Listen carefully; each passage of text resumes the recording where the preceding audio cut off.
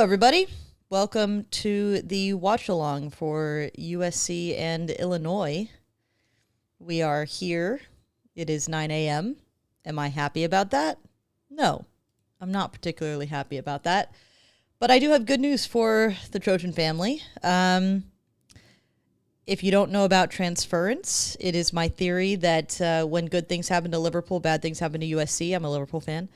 When bad things happen to USC, good things happen to Liverpool. When good things happen to USC, bad things happen to Liverpool. Liverpool have played a terrible game this morning. This game is still going on, by the way, because that's how early it is. Liverpool have played terribly, managed to steal a draw at this point. Just a few seconds left, so I'm going to guess it's going to end 1-1. First non-win for Liverpool this season, which does bode well for USC. Take that for what it's worth. Of course, now here's the bad news. Elijah Page confirmed out for this game against Illinois. And Kamari Ramsey, something's up. He is, according to Chris Trevino, getting a late basic warm-up while the other DBs are doing the full individual drills. Kevin Longstreet was practicing with the first-team defense in his place at nickel. So, yeah. We don't know what that's about. But Jacoby Lane is fully dressed for warm-ups, according to Ryan Karchi. Don't know how much he'll be available to play, but that's big. That's big for USC. So, yeah, I think the big question mark right now is on Kamari Ramsey. Don't forget to tweet the link, all that stuff. And if you're watching us, be sure to like the stream and all that kind of stuff. Yes, like and subscribe if you would so kindly. It helps us grow the channel. It helps people. Oh, good God. Okay, never mind. Great news for USC. Great news for USC. Crystal Palace just scored the second goal to go ahead, literally at the death. So, yeah. Smee says, no, Ramsey, I just bet my house on the 6.5. Yeah, well, Liverpool just gave you a huge boost, is what I'm saying. Liverpool losing at the death might be more powerful than Kamari Ramsey being missing. I'm just saying. You know, transference is what it is. So, yeah. Looks like it's going to be 5 minutes. 5 minutes to game time. Is he offside? Is there? I don't think he was offside. Okay. Yeah. So USC is getting ready to kick off at Illinois. The good news, bad news on the injury front is what it is. USC is a touchdown favorite in this game, which you could take as a good or a bad thing. You know, this is a tough road game at a weird time.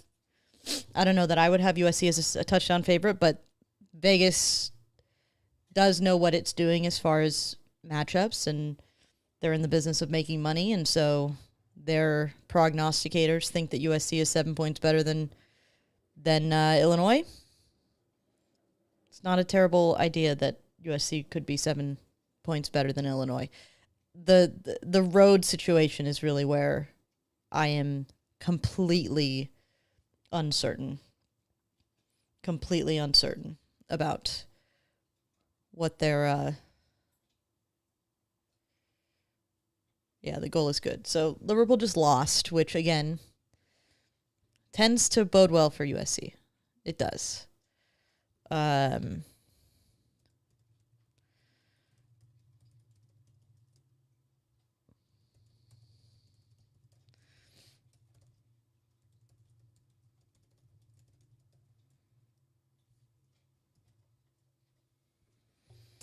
Okay. Yeah, back to USC. All eyes on USC. We're done paying attention to Liverpool. We're done having Liverpool ruin my morning. Now we're just going to sip on some coffee and see about what USC is able to do in this game. So as a reminder, for those who don't know or who haven't remembered, I am watching this game on Fubo. Fubo has a delay. The other thing that has a delay is the YouTube stream itself. So we're working double delay here. That means that I will be mostly further behind than most of you. And people in the chat will be watching this games at very different increments. Some people will be on cable and watching it right off. Some people will be on streaming, and each of those streaming services might have a slightly different delay. So the kind thing to do, the good thing to do, the considerate thing to do is to wait to react to things in the chat until I have seen them. Because it's a good chance that if I've seen them, that everybody else has had a chance to see them. No spoilers in the chat is the TLDR. Smee said everyone on Big Noon picked USC to win. Yeah, in a football sense, yeah, I think it makes a lot of sense. If Kamari Ramsey is out, I do worry even more about USC's defense being able to slow down Illinois' offense. But I think that USC's offense should be able to outpace Illinois if they don't make critical errors. And we know that critical errors are an issue that road teams, especially USC as a road team, have dealt with in the recent past. So they've done a better job thus far, but the Purdue game was a much less stellar outing for USC's offense than the home games. So that's just the reality. We'll have to see USC prove that that they can handle this test. Artist formerly known as, I'm just going to, because I don't want to call you Jabroni or Jabber or Brody, because you're the artist formerly known as, but there's just so many words there. Artist. We're going to be artist. What is Paige out with? I missed that. I don't think they've even said that. Let me see if the injury report lists it. I have been guessing it's a knee, but okay. Official outs are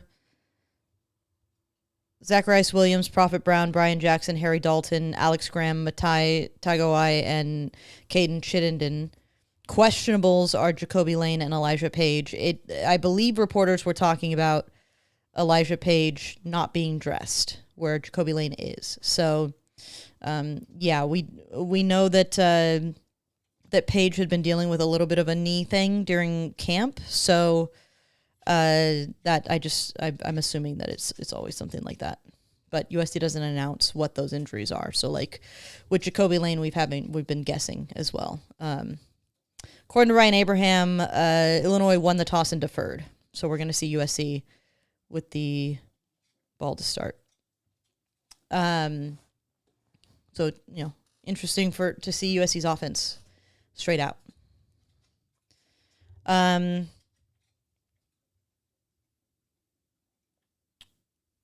Eric Musselman has a picture of him at the beach watching the game. It's funny. Kenny says, Kenny responded to me on Twitter that the Cardinals were embarrassed on Thursday Night Football, so that we should be sitting pretty because that's his transference. Bad things Cardinals, good things USC. So David Sobel says a knee means he's done. Well, the one thing we have been told about Page is that he is not going to be out long term. So my assumption with Lane and Page had been that we could probably expect, based on just the way that they were being talked about in terms of availability, that we could probably expect to see them after the bye week. So obviously we don't know for sure, but it doesn't sound like Page is going to be out. Like, they're not ruling him out for the season. They've ruled Chasen Johnson out for the season. But Page, no. So it might just be a little tweak. It might be something else. I don't know. Again, remember, knee is not an official declaration. Iliam said that Gus Johnson just declared it's October, which is a surprise to me. Yeah, we're a couple days away. A few days away, I think. It is coming up quick, though. It is coming up quick. It's October in Germany. Is it October in Germany? Oktoberfest already underway. Okay. Well, I don't know. There's like Halloween decorations at Costco than they were there a month ago. So, October really begins in August. Here's kickoff. All right, and I will do my best. Again, don't react to things in the chat until I have seen them clearly. Don't spoil it for other people who are watching at different speeds than you. I will do my best to give you guys a indication of where I'm at. If you wanted to pause and maybe try to sync up with me, or if you just wanted to know where I'm at, by announcing the time on the play clock and the down and distance, and trying to indicate where USC is on the field. So that should help orient you guys to my reality, to my version of reality, but otherwise just try to be respectful of other people. 7 on the play clock. First snap is okay.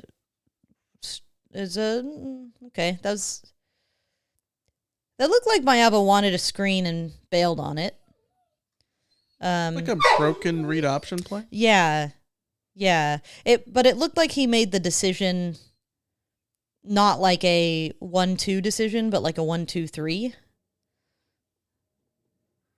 So that was interesting. 2nd and 12 with 15 on the play clock. Here's a handoff to Sanders for a few.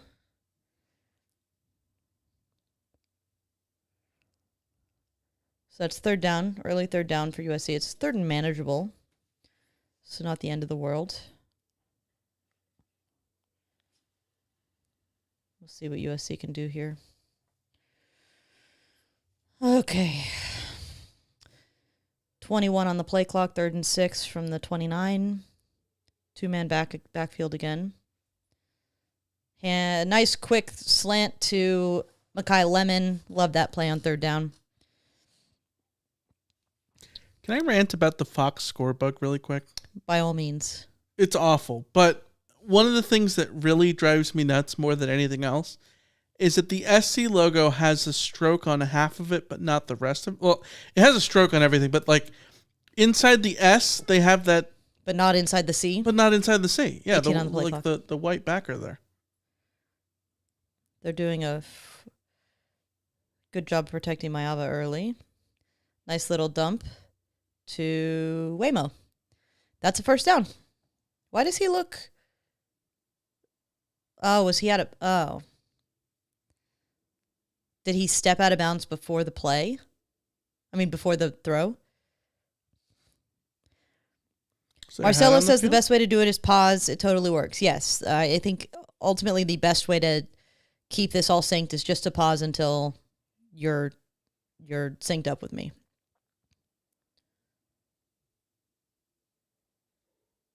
Was he? Well, I don't know. 8 on the play clock, 2nd and 10 from the 31. Was the issue the catch or that he stepped out of bounds first? That wasn't really there for McCree up the seam. But no, I agree with you that it's a weird. Do you think they do that because if they didn't, the end of the box would be visible behind that gap in the S? Well, then have the white in the C too. But either way, like I would pick a different logo then. Like it just doesn't work. Yeah. 13 on the play clock, 3rd and 10 from the 31. Let's see. Oh! That's got to be a face mask.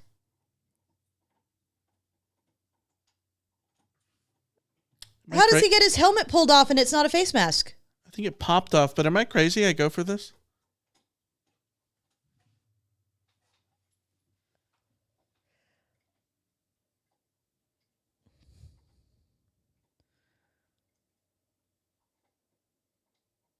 Oh, yeah. Did it just... I wonder if it got caught on the other guy's face mask.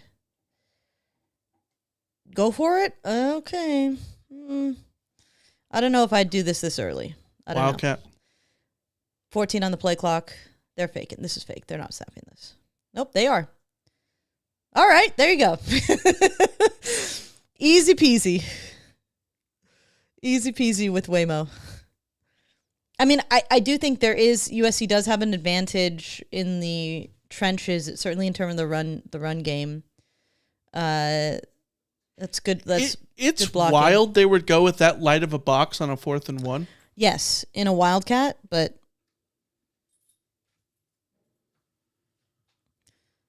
all right, 16 on the play clock, 1st and 10 from the 48.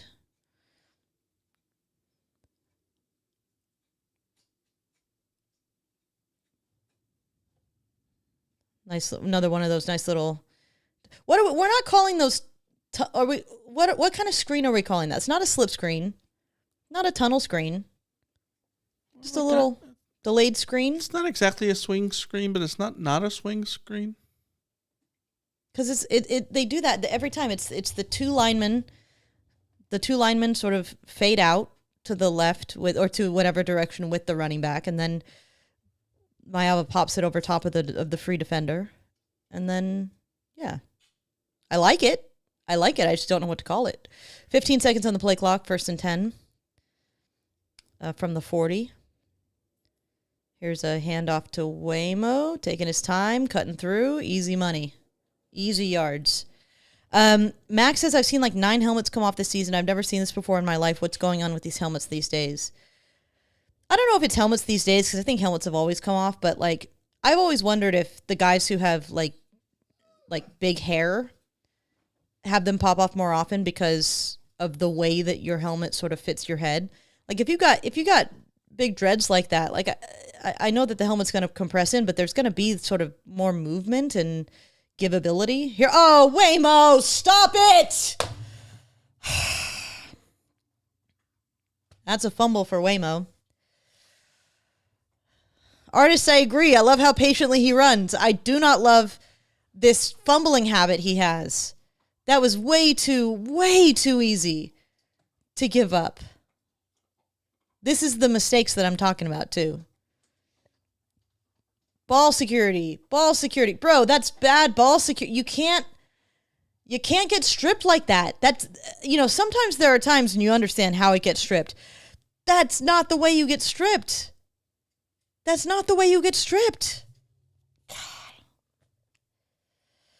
Well, that's the first mistake for USC's offense that I had worry about.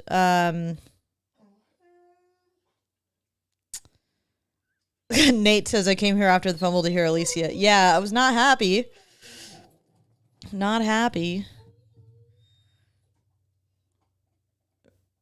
Sagar says, we had a beautiful drive going too. Yeah, everything was more or less working. I think USC had been running the ball really effectively. When they needed to throw, it was working. Artist Badger is not impressed. No. Yeah, see, this is the battle we're going to be fighting with the dogs again. Because on Saturdays, we simply don't have time to take them out for a long walk. So we can't wear them out before we watch the games. Michael, in the kitchen, you can take his Kong and refill it. There's bags on top of the, have you ever used a piping bag? Okay, they're on top of the water filter, the Brita. It should be easy enough. I cut the corner of the bags. I don't know how to explain to him piping bags if he's never used a piping bag. It's not a piping bag. It's a sandwich bag that I cut the corner into. Yeah, the Badger doesn't like fumbles either, David. This is true.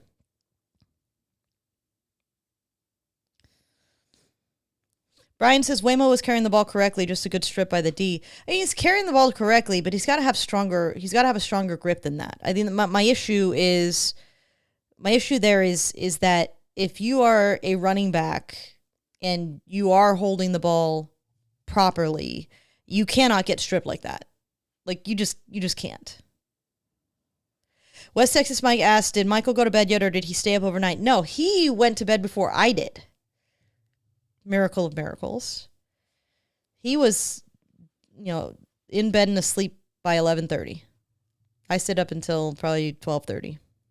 We both got up this morning at 7, though, because Chelsea was playing at 7 and Liverpool was playing at 7. So, yeah. He did not pull the all-nighter. There was discussion about the possibility of him doing so a few days ago, but he thought better of that. 19 on the play clock for Syracuse. Illinois at 30. Handoff that gets like 5 yards because they get push. Did you figure it out, Michael? Yep. Okay, good. I prepared Kongs for them to occupy them during the game, but they made it through the first one quickly, and we only have the second one. Okay, handoff. Too much room. I didn't notice who the starters are. I need to pay attention to who's out there. I see Silver and Tompkins, Lucas and Fountain. Oh, they're doing Silver, Abasiri, and Tompkins now.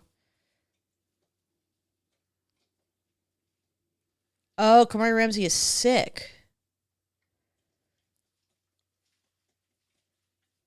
Okay, so we've got Gentry, Nicholson, Fitzgerald, Stevens. So, well, that wasn't a nickel set. They were in.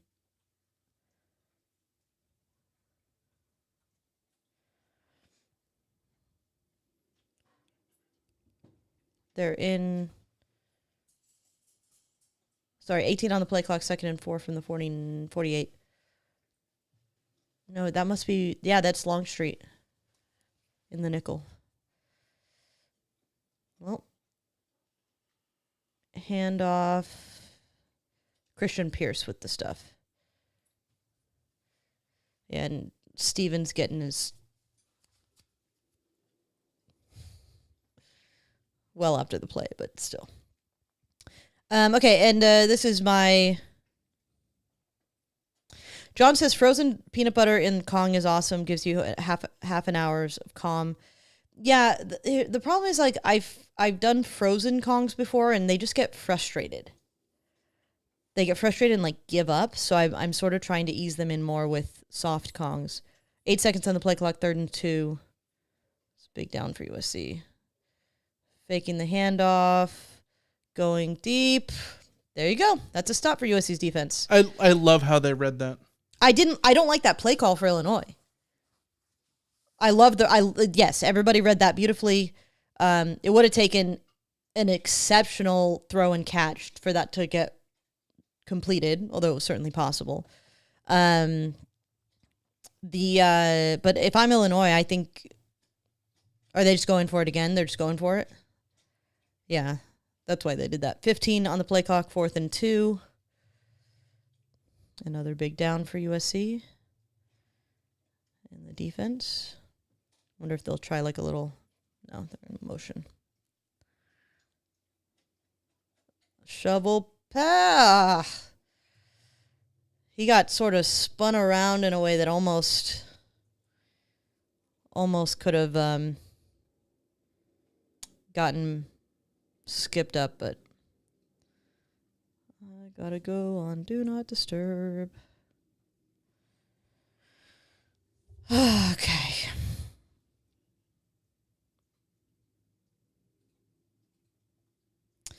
All right, 16 on the play clock, 1st and 10 from the 42. USC's 4th down defense strikes again. Here's a little out to face mask or something.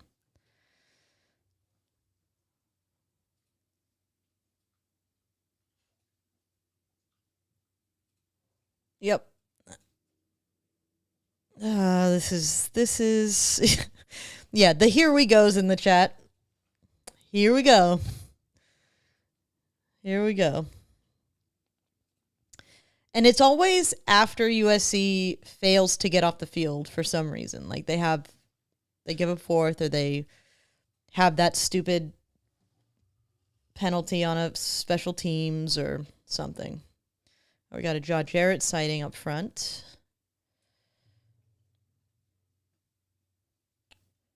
All right, 15 on the play clock. It's a handoff. So much room. And again, Stevens is like 5 yards behind the play, getting manhandled by an offensive lineman.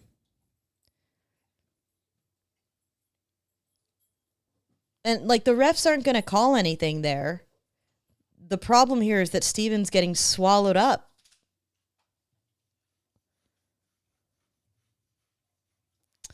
$20 on the play clock, 2nd and 7.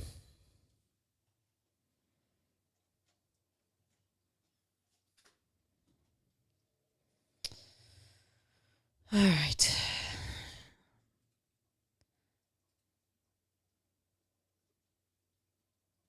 Yeah. I mean, if I'm Illinois, just keep running. Keep running.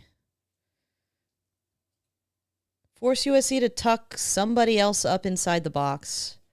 Because it's, USC at this point is playing like they're playing a man down in between the tackles because Stevens is getting taken out every play.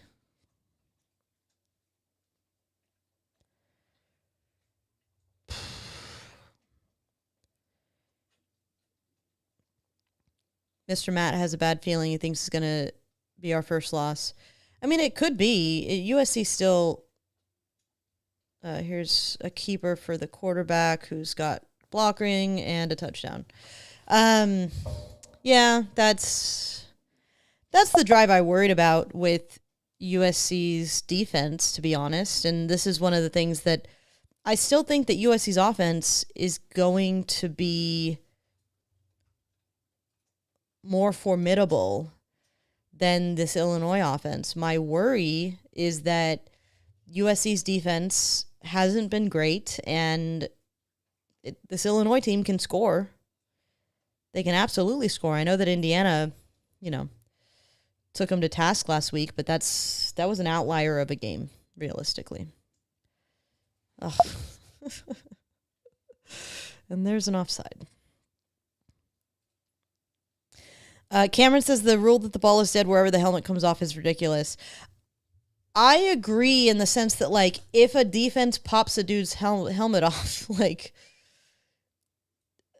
it feels like you're penalizing the offensive player for, I don't know, I guess they would say, what they would say is basically that it's the job of the offensive player to wear their helmet so that their helmet cannot come off without significant force, i.e. a face mask or somebody grabbing and pulling it off. Like, if your helmet comes off that easy, then it is your fault and you shouldn't be rewarded for it. But it's crazy that we're already down to 5 minutes to go in the first. Yeah.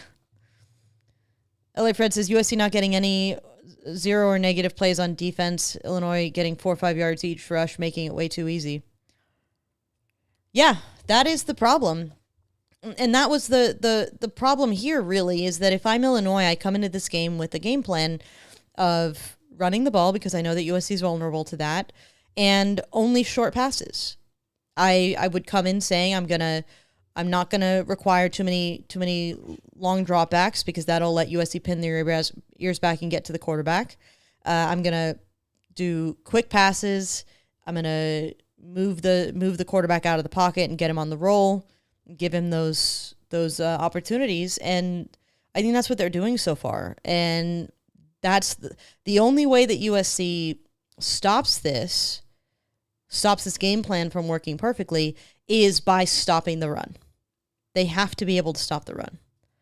And, the issue is that USC is too vulnerable on the inside. They are simply too vulnerable. And, it's partially a defensive line thing. Like, you'd like to see the linemen getting into the backfield maybe. But to me, it's really feels like a linebacker issue. A linebacker issue that has been an issue for a decade now.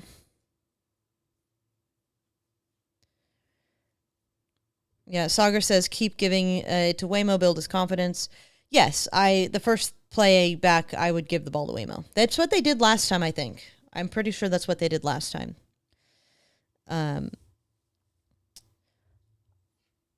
Smee says never miss Mason Cobb so much. I mean, that's the thing is like Mason Cobb and EMA weren't great, but they weren't. They were inconsistent, I would say, and prone to miss tackles. But they were. You have to be in the right spot to miss tackles. So.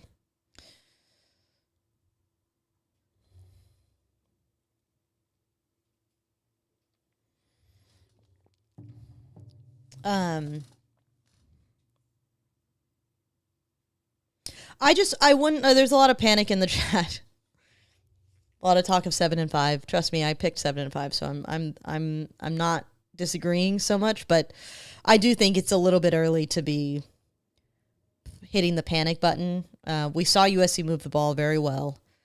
They lost the ball on a fluke, fumble, individual error, and I think what we saw from USC's offense is what I expected to and hoped to see from USC's offense, which is being able to run and pass more or less at will. The thing that USC needs to do is limit mistakes, and thus far what we've seen, each team has had a drive, and the difference in the game right now is the individual error. It's USC's fourth down defense and the fumble. But you could deal with the fumble. I mean, you could deal with the fourth down defense if you didn't fumble and you scored, and then it's just 7-7, and then we're just, back to 0. So. Yeah, Artist says, let's see how they bounce back in this drive. We'll see if they go into a panic. That is the question. How do you respond? Can you keep your composure? God, there's nothing I love more than touchdown commercial, kickoff commercial drive. Love it.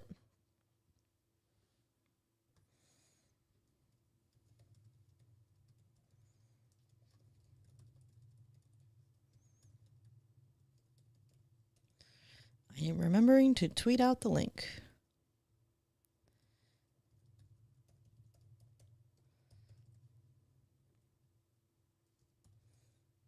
And I will also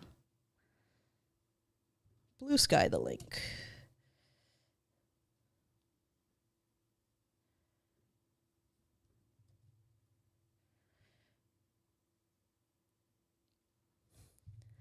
All right. I've done my duty. All right. Jason says not having Elijah Page and Jacoby Lane is a major blow. All bets are off with those two injuries. I agree, but I will say, like, I think that last game Justin Taunuu and Tobias Raymond did a pretty good job taking over those tackle spots. And thus far in this game, I don't think the tackles have really been an issue. I think that, again, what this game comes down to is those individual errors. And I think that USC can certainly survive offensively without Lane and without Page, but they can't afford to be making mistakes like a fumble to do so,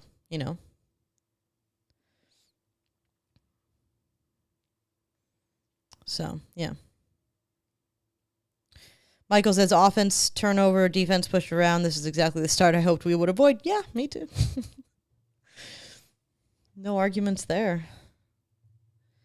Lauren says, offense was doing fine until that fumble, but the defense can't be trusted to rise to a challenge. I guess that's the major concern, right? I think the offense is going to put up points here. The question is, can the defense get some stops?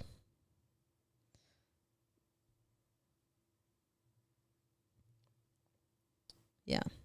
But, Sagar points out that USC leads the nation in sacks, and Illinois has given up the most sacks. So, of course, we knew they were going to try and get the ball out quick. Yeah, that's why you have to sort of force them out of that approach, because they have to. You got to get them in third and long situations. Right now, USC is letting them have third and shorts, fourth and shorts. 300 says, surprisingly, our O-line has been solid so far this year. Yeah, I agree. I don't think they've really been tested significantly yet, and this isn't their biggest test either. Michigan is a significantly bigger test, but thus far, they have been more than solid. I've been perfectly happy with what we've seen from the offensive line.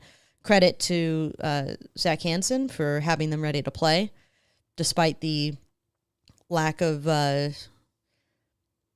depth and options. I think that the guys that they have out there are performing rather well. 18 on the play clock, 1st and 10 from the 25 for USC. Here's a handoff, like I expected, to Weymouth. Quick 4 yards. And see, this is the thing. Like, I think that USC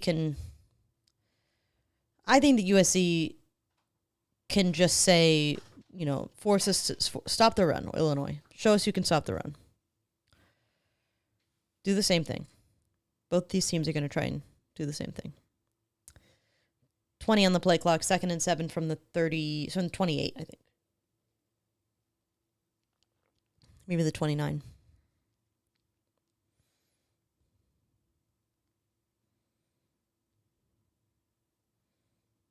Here's a Mayaba out.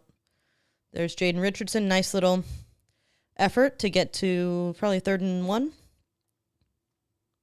I'm happy for Jaden Richardson. I think that I was hopeful of him coming in from Tufts, I think, and see what he let him get his chance. He's done well. He's not Jacoby Lane. I'm not I'm not kidding myself, but I think he's fulfilling one of those sort of like a little bit more of like the Kyron Hudson role. 3rd and 1, 9 on the play clock. Here's a handoff to Waymo. Easy. Mayaba downfield blocking. This is my drively reminder to new people in the chat. I am behind. I have a Fubo delay and a YouTube delay. Other people will also be behind. So out of a courtesy, please do not react to things that happen in the game until I have reacted to them so that you don't spoil it for me or for other people. So just hold off on your reactions. Hold off on mentioning what's going on until I've had a chance to react. 10 on the play clock. Another handoff. Yeah, just keep handing off. Keep going. Easy. Every carry so far, aside from the fumble, and even that was an easy 6-7 yards. USC is not having any issues gaining yards in this game.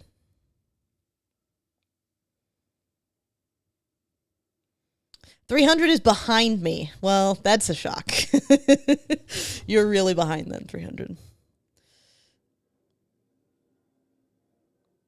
Iliam says is the issue here that we have to work way harder to move the ball than they do. I mean, good. Mayava gets out of the pressure, goes downfield.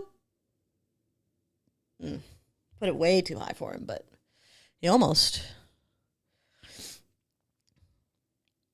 I think the problem for USC is definitely that they seem to give themselves more opportunities to have that screw up, to have that mistake. Where USC, I mean, that's not true of Illinois' drive. Illinois' drive was pretty methodical, but a lot of teams the USC has played so far have been able to get to the end zone by taking advantage of busted coverages. 5 on the play clock. Here's a handoff. No? Oh, deep. Yes! That to Mackay? No, that's Tanuk Hines. They had me faked out, to be quite honest. I was watching Eli Sanders. He did take a few people away. That's a nice throw. That's a really nice throw on the run over top of a defender. Again, that's, I think, the greatest 20 on the play clock, 1st and 10 from the 21. The most encouraging thing from Mayava this season is just we're not seeing the mistakes, but we're seeing just the most beautiful passes. These little screens, somebody's gonna gonna figure these out eventually, but I love these screens. These are working so well. And these running backs are just so suited to it. Yeah, West Texas Mike, we got to find a way visually to distinguish deep downfield Tanook and Mackay. Yeah, the hair is mixing me up. It's mixing me up. They have different types of hair, though. But, okay, I'm blind, Mackay so all I see is braids. that there is hair. Also, one of them it has a 1 on the jersey. Yeah, but the other one has just a 6. If he's in the middle of getting tackled, I can't always tell. I'm blind, Michael. You gotta work with me here.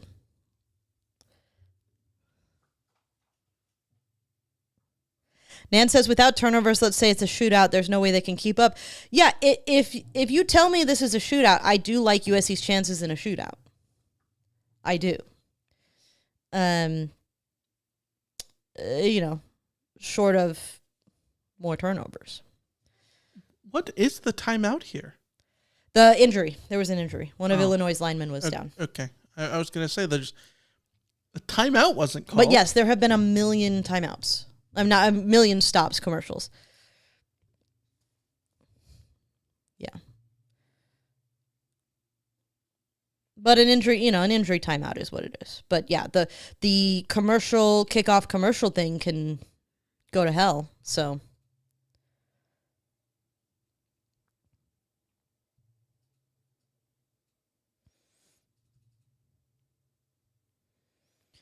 Joe thinks that with our defense, every game may have to become a shootout, though. It really just depends on if they can generate a turnover.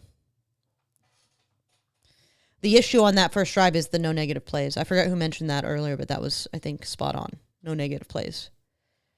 The moment this defense starts getting negative plays, they come to life. David says check their numbers before the snap. I mean, yes, ideally I would do that. Also, I'm blind and it's hard for me to see numbers.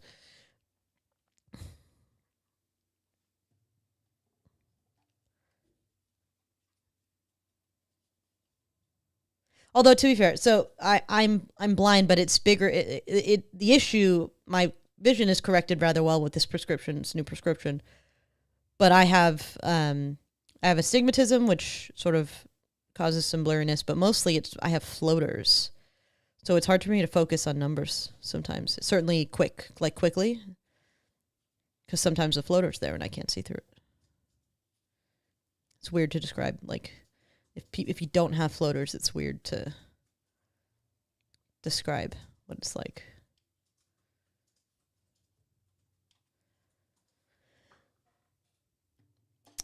Eric says, maybe a crazy opinion, but for the first time in the Lincoln Riley era, this offense is similar to the run first, use the tight end, explosive wide receivers that are reminiscent from those Oklahoma days. Yeah, we're certainly seeing more consistent use of the tight ends in more effective ways. The 2 receiver situation is definitely, I think, 2 and 3 receiver situation is definitely benefiting USC as opposed to maybe the glut of like 4 or 5 guys that USC had been relying on in the past. 35 on the play clock from the 11 for USC, 1st and 10.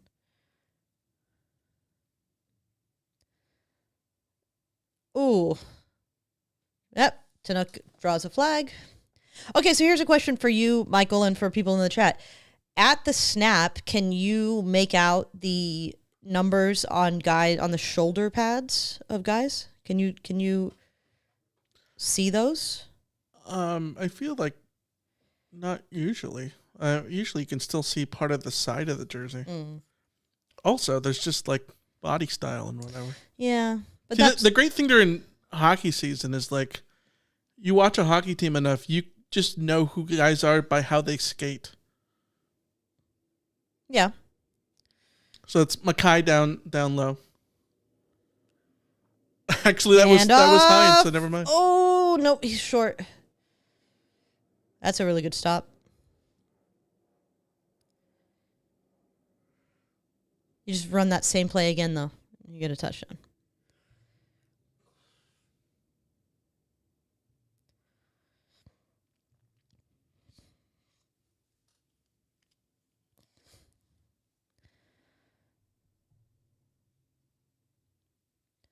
16 on the play clock, 2nd and goal. Just run it again. Just run it again. Keep it simple.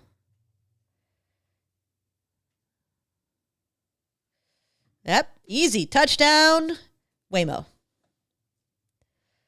Easy money.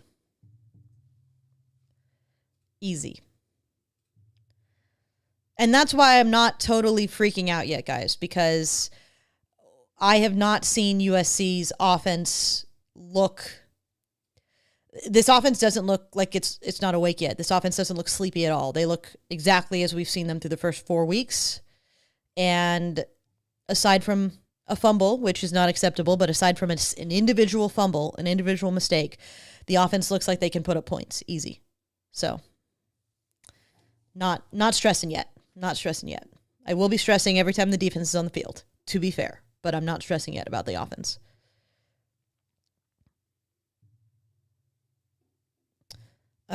Skilk says, I wish that after a stop like that at the goal line, they'd immediately get on the line and run it again. Don't even give the defense a chance to enjoy the stop.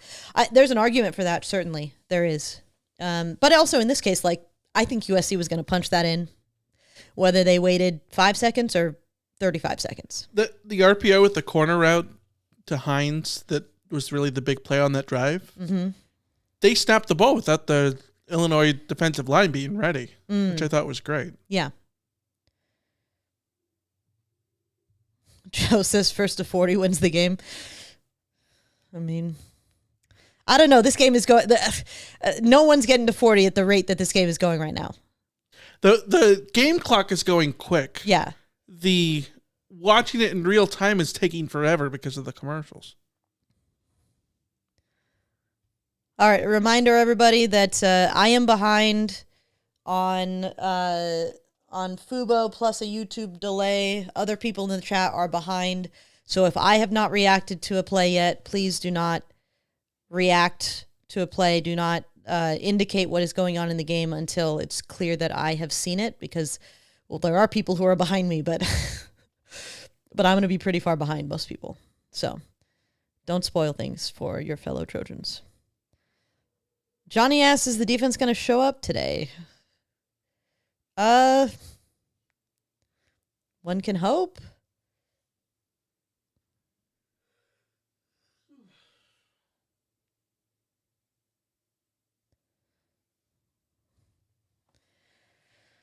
One drive doesn't make or break. And we got Jakeem Stewart out there now. So if you want to get somebody into the backfield quick, feels like Jakeem's the dude. 9 on the play clock. 1st and 10 from the 25.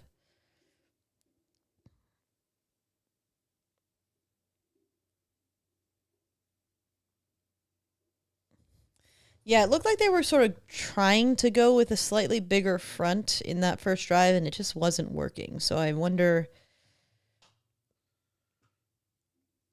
if we're going to see a little bit of a change there.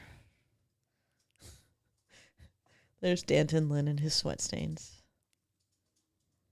So relatable. 2nd and 5. 18 on the play clock. Yeah, bringing the safety into the box. Quick throw, break up. Good job, Longstreet.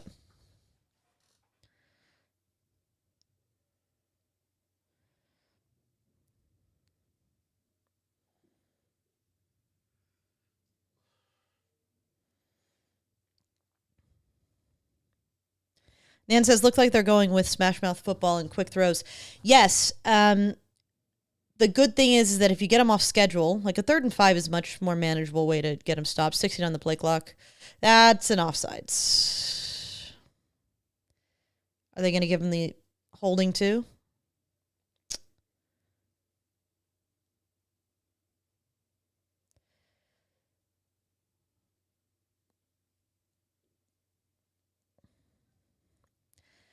I mean, I guess if you're 15 yards down the field, you might as well.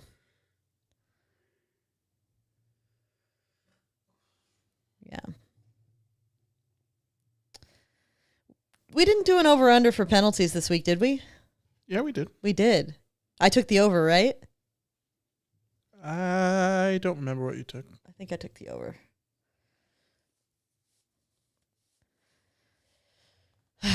Yeah. I'm okay with that penalty, by the way. Yeah, I'm not. Take the penalty rather than giving up the TD. The offsides is the much worse penalty of the two, in my opinion. That throw doesn't get... That pass doesn't get thrown if it's not offside.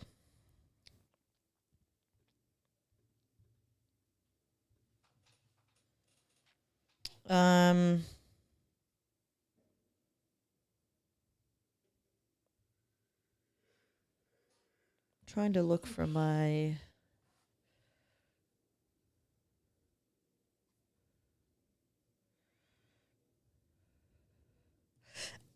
The Iron Cats asked, does that count as 2 for your over-under? I think technically no, because we just go whatever... We go with whatever's on the stat whatever's sheet. charged. Yes. End of the first quarter. Yeah. Trojan Dale says we need a turnover. Kenny says defense is what we thought they were. Johnny says so much for Danton Lynn being some defensive guru. Yeah, I'm on the record. I like Danton Lynn, but when you are among you're a top 5 coordinator in the country in terms of your pay.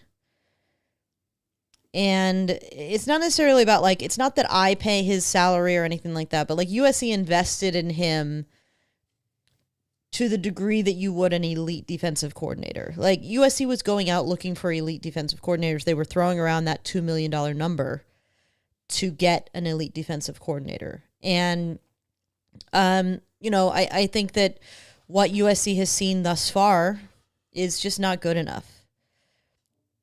We know that he very quickly turned around a defense at UCLA. That defense at UCLA had multiple NFL players in their front seven, so that certainly helped. But it's not like USC doesn't have talent. It's not like USC doesn't have ability, and I think that this defense just needs to be better than they are. And it's not even defenses will give up points. That's not even my issue so far. It's the way they've given up points. It's the lack of discipline, penalties, blown coverages. These are the things that if I thought it was just that the players weren't good enough, I would still be angry, but I wouldn't feel as frustrated with the coaching staff as I feel.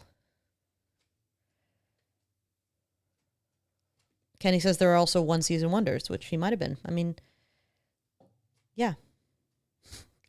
Iliam said, hey, at least James Franklin somehow provided leverage for us to overpay a mid-coordinator. And that's also something to remember. I don't think Danton Lynn was USC's first choice, for what it's worth.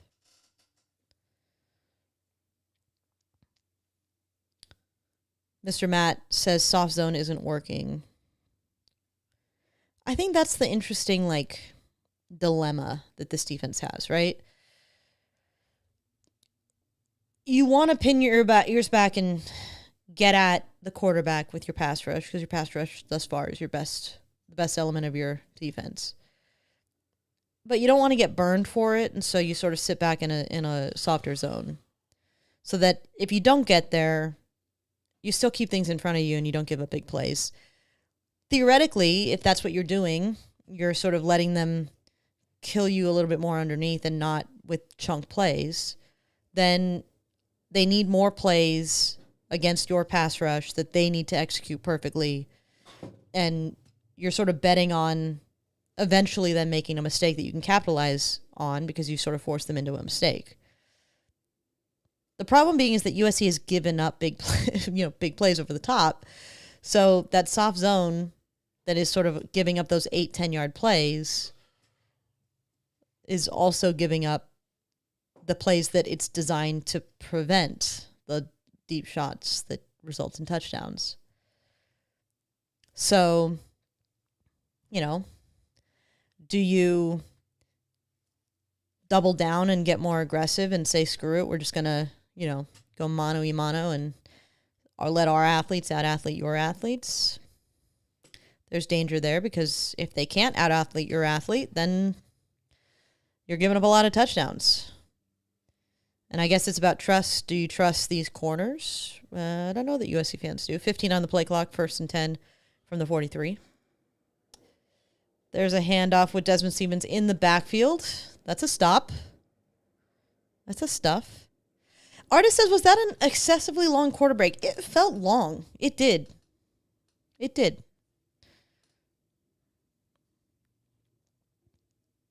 Robbie says, guys, DC is the hardest game in football right now. Constant rules to help the offense can hit anyone over the middle or hard. Can't hit anyone over the middle or hard at all for that matter. Give Lynn a break. I'm not ready to give up on Lynn, but also that's an easy throw down the field. But also, DC is a hard position, but there are DCs around the country who are, finding ways to stop teams. Arguably with less talent than USC has. 22 on the play clock, 1st and 10 from the 25. We've got a drop. That was good. Good defense. 2nd and 10. Had a little bit of time, but he had to sort of go underneath, and that was well covered. Problem is, USC at this point is getting 2 stops and then giving up 10 or more. 16 on the play clock. They already have 43 rushing yards. Ridiculous. 25-yard line for 2nd and 10. That's a designed QB keeper that is stuffed. That's Jaden Walker, I think. Good job getting off that block and getting the tackle. I'll take that.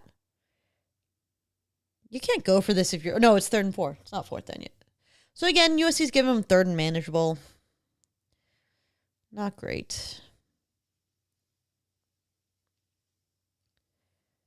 Yeah, Tompkins and Gentry couldn't get to him.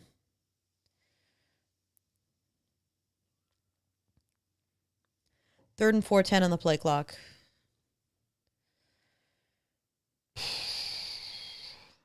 Fountains in the middle. Again, just too easy. Too easy on those slants. Yeah, see, and this was what I was talking about. Okay, you go man.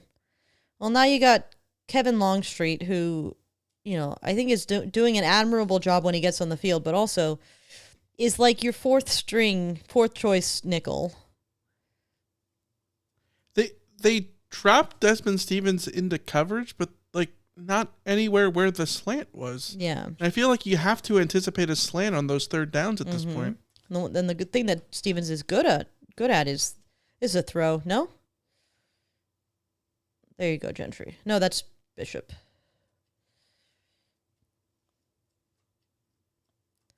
Cameron asks, how many years does Lynn have on his contract? DC contracts tend to be 3-4 years. I don't know what he got.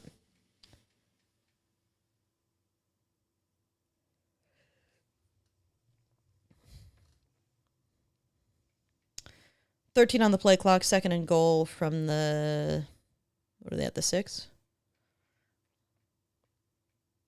They're doing the slow walk-off. Look at that. What goes around comes around. Finally.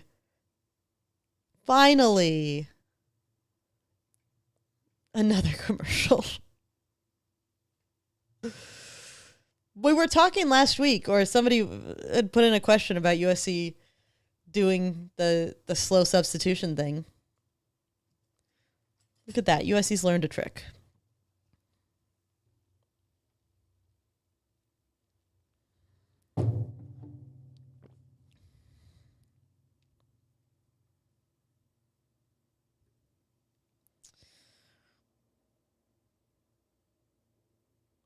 Chris says, can we talk about Max Verstappen winning his class by 20 seconds in GT3 racing? I didn't know he did that.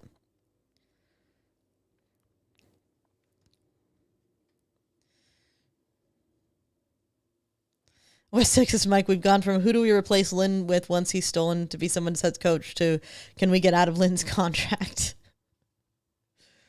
I do think it's still too early for that talk, but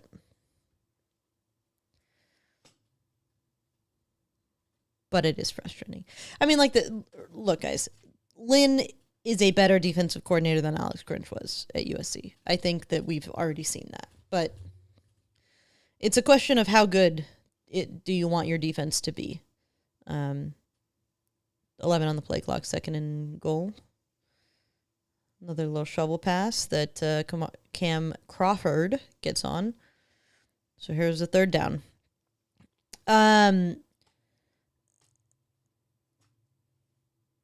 The question is, it's an improvement up into like a top 50 defense. We'd like to start talking about a top 25 defense. I don't think this defense looks like that right now. But I think that it's perfectly reasonable if USC looks around and sets a standard of top 25 defense. And if you can't produce a top 25 defense at USC, then what is the point? Here's a trick play, reverse, throw. Yeah, I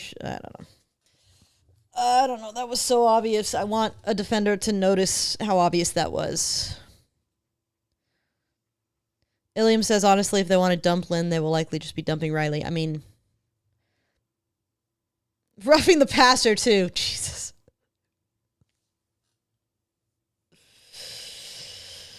Okay.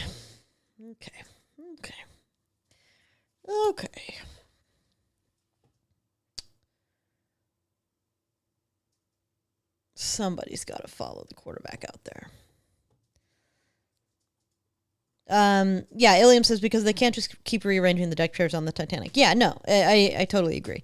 I think the Riley issue is very much the buyout, and you got to wait out the buyout. So if you got to wait out the buyout, you got to, you do have to shuffle the deck chairs another time if you need to. I guess my question at that point is,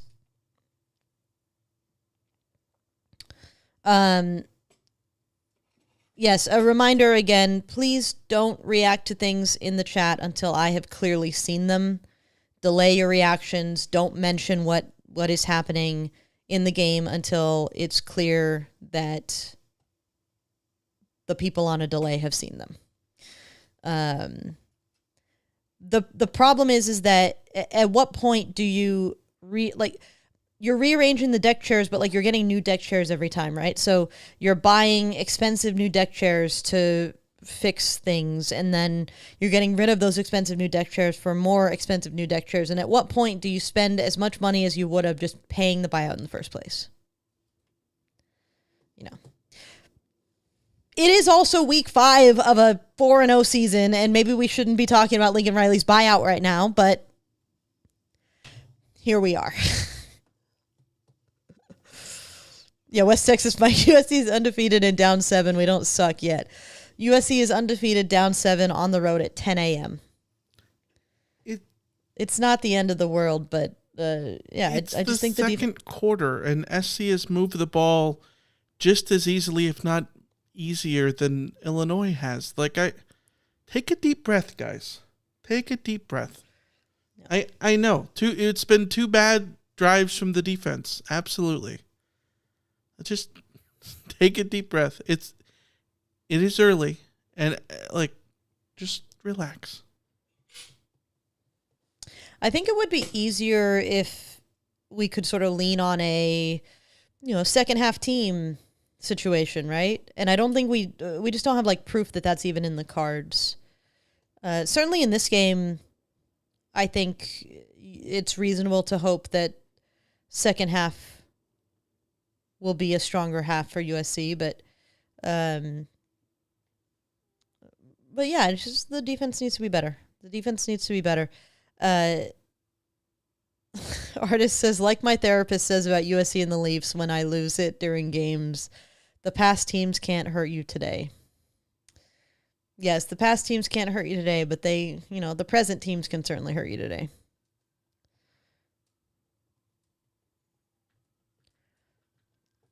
I guess my concern here is I don't want to have to rely on USC's offense to be perfect in order to win games.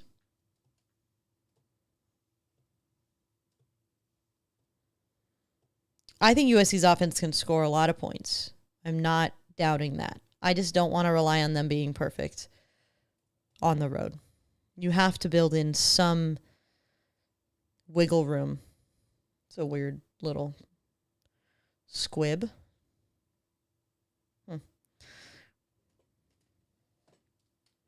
Artist says some Ohio State fans want Day still fired. Fans are nuts and live and die in the moment. Yeah, fans wanted Nick Saban fired at Alabama. USC fans were done with Pete Carroll at times at the tail end of that. I was fighting fights on message boards about Pete Carroll and people calming the hell down. Skilk says we've experienced what happens when the offense has to compensate for the defense. Yes, we've seen the wrong side of that, for sure. And that was with a Heisman winning quarterback.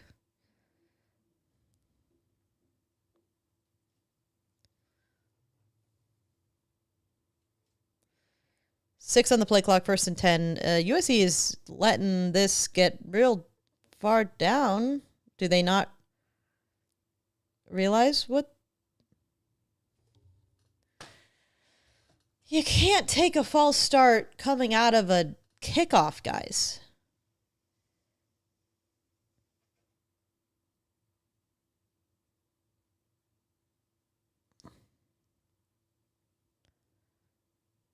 This is not a great start, but that's fine. 20 on the play clock, 1st and 15.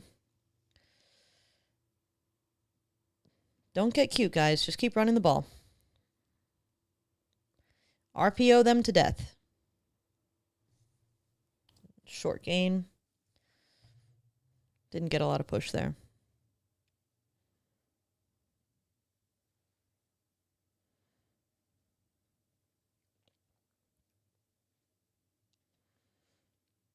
Yeah, McCree wasn't able to hold that. Who is 67?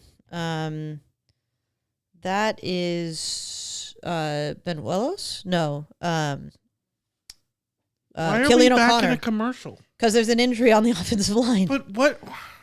I don't get it. Yeah, Killian O'Connor is 67. That's the center. Trojan Dale says another commercial. I feel like I'm watching the Super Bowl. Yeah. Yeah, Artist, I'm with you about the running on the first down. I'm perfectly happy with that handoff. The handoff is not the problem. It's the false start that's the problem. 1st and 15 doesn't mean that you need to throw it deep. No. Also, if you're chasing those 5 yards by throwing it deep, you're forcing yourself into a position that's even worse. USC right now is averaging probably 5 yards a carry, I'm guessing. Let me see what the stats are. Yeah, USC's averaging 3.5 yards per carry. Never mind. Either way, USC's been running the ball well recently. I just think that you run the ball there. John Reed is coming in to step in at center for USC with Killian O'Connor coming off the field.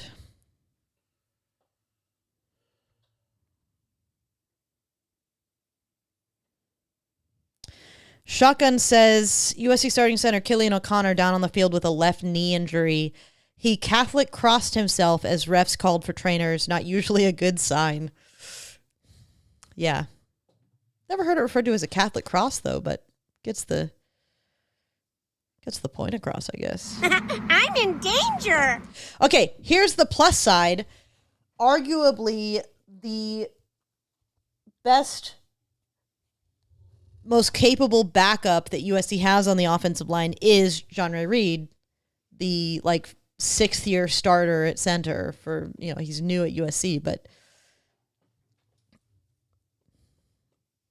it's also, of all of the backups from this point on that could step in, Reed is the one that I probably have the least anxiety about. Obviously, you don't want to lose your center at any point, but I think there are much bigger catastrophes on the offensive line than losing O'Connor. Okay, this is your drively reminder, everybody in the chat. I am behind on a delay. There are others watching the game that are on a delay. Do not spoil what's happening on the field until it's clear that I've reacted to them. Just don't want to, towel over the head for Killian O'Connor. Not great. Not great. But he is walking off under his own power, so. 2nd and 15. 24 on the play clock from the 15.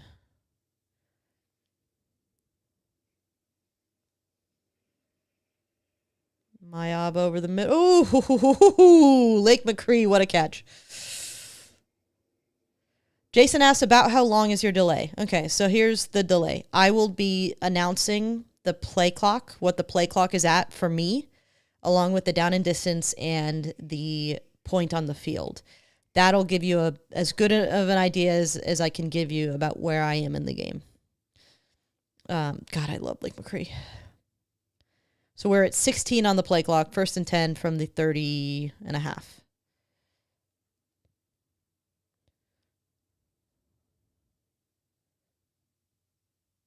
Sending a blitz. Yeah, that wasn't it. Smee says, am I the only person that gets scared every time Lake makes a catch? Scared because you think he's going to not catch it, or scared because you think he's going to get injured? Because that's how I feel. Every time he makes a catch like that, I think, oh, God, please don't get injured. We've had enough of Lake McCree injuries. 18 on the play clock. John says I'm about 25 behind. Sagar says I'm about a minute. Cameron says it's something. So, again, we're all at different points. What are we doing? A quick play to Makai Lemon. Hell of a time to pull out a trick play. Oh, he's got blockers. That's a touchdown. That's a touchdown. Beautiful. Again. Makai Lemon. Oh, there's a flag. Jesus. I swear to God. I'm about to go praise.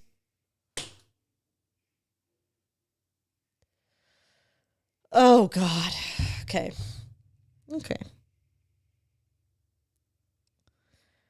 John Ray Reed. Is it illegal man downfield? Was that what it was?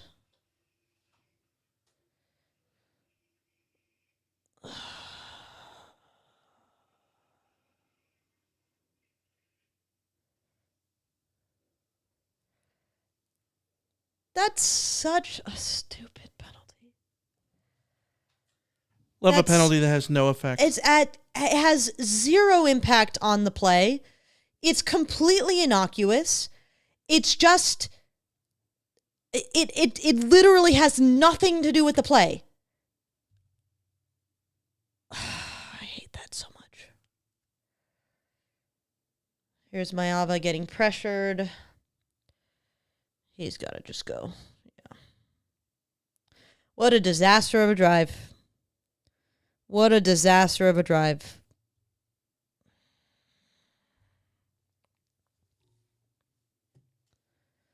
That is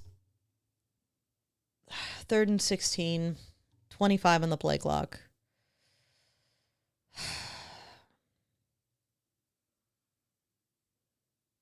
Oh, Walker Lions. USC's line. Tight ends are back, guys. Tight ends are back. What a throw. What a catch. What a damn throw. Oh, my God. That's perfect. 300 said that was a killer of a penalty. I, too, thought that was a killer of a penalty. But when you got a quarterback making plays like Mayava and you got your tight ends making tough catches like that, you get out of it. That's what good teams do. There's a handoff to Eli Sanders, gets the corner, nice 5 yards. God.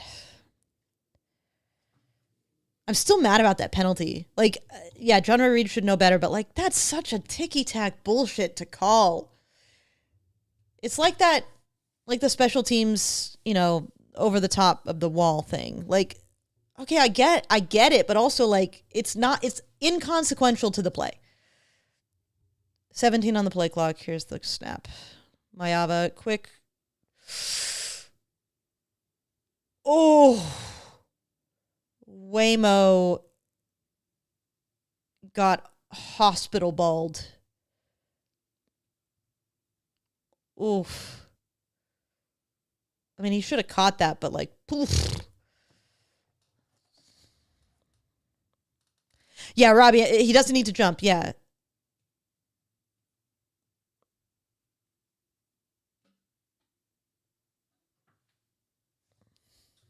The annoying part is, like, it is a penalty. It's a penalty. Yeah, but like, by the letter of the law, sure, it's a penalty. I feel like that's a rule that needs to be addressed in the sense of, like, if you're downfield and there's no defender remotely close to you, like, I don't know how do you write that rule? Like, how do you legislate that? Yeah, I don't know. But if like, a defender's not engaging you, yeah, like it would have been one thing if there were defenders there, but there was nobody there. Like, it's completely inconsequential to the play. Lauren says it's really hard not to react before Alicia. I really like how steady Mayava is. Yes, Mayava is very steady. Here's my trick. Here's my trick for not reacting until I react. And I'm sorry for the people who have a 1 minute delay. I wish I could do something about that, but I can't. My trick is to write what I want to react in the bar, and then just let it sit there. And so you've gotten your thought out, you've reacted, and then once you hear me react, then hit send. That's how I have had to do this. I have had to delay reactions for people on with different people watching at different periods and stuff like that. So like, I know it's frustrating, I get it, but like that's my trick for doing it. React, just don't send until it's clear that we've gone. Yeah, why is Alicia on delay? William asks. It's a double whammy, guys. Fubo has a pretty significant delay in general. I've found that Fubo's delay is usually about 30 seconds behind. Like when I was watching games and then like tweeting, if I was on Twitter, I was usually like 30 seconds behind whatever was going on with other people. On top of that, you guys are watching a stream. So you're seeing me react on a delay with an additional delay between my reaction getting to you on your screen. So like there's an even bigger buffer there in terms of where I'm at, where you're at.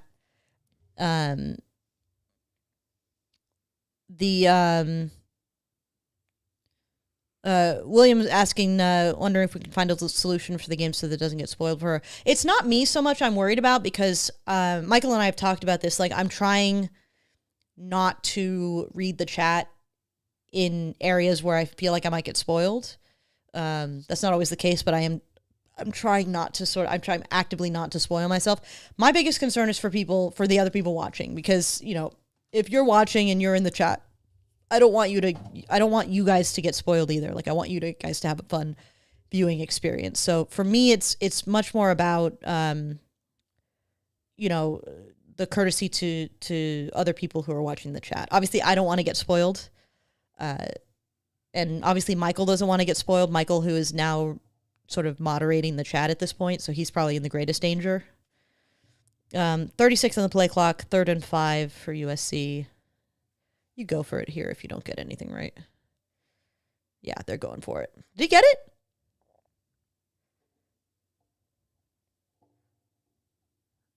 If he didn't get it, he's right near.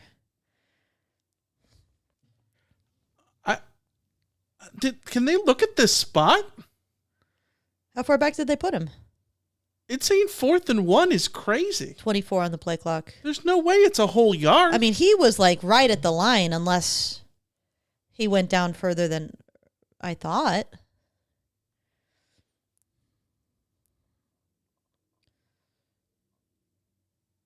Don't QB sneak this. Well, he got it.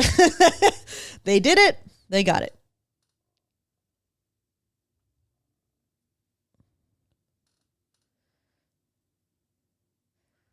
This was like not a, this was less of a, like a tush push and more of like a just leap.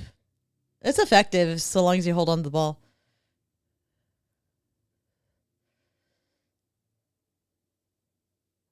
Little Sam Bammy. I feel so hard. I feel so bad for the centers in these. You just see their like helmet go down and you just know like they're getting.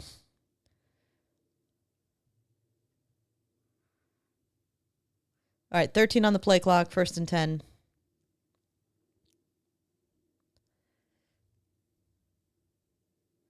Wait, what? Longstreet's in the game? No, I don't like this. I don't like it.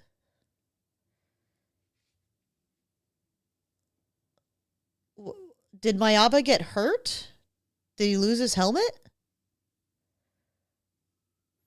Must have been an equipment thing, right? Yeah, I wonder if he lost his helmet. They didn't announce it, though, so it must have been something else.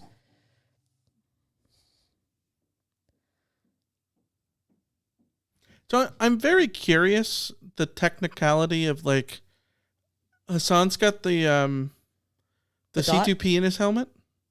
Like, do they just deactivate it?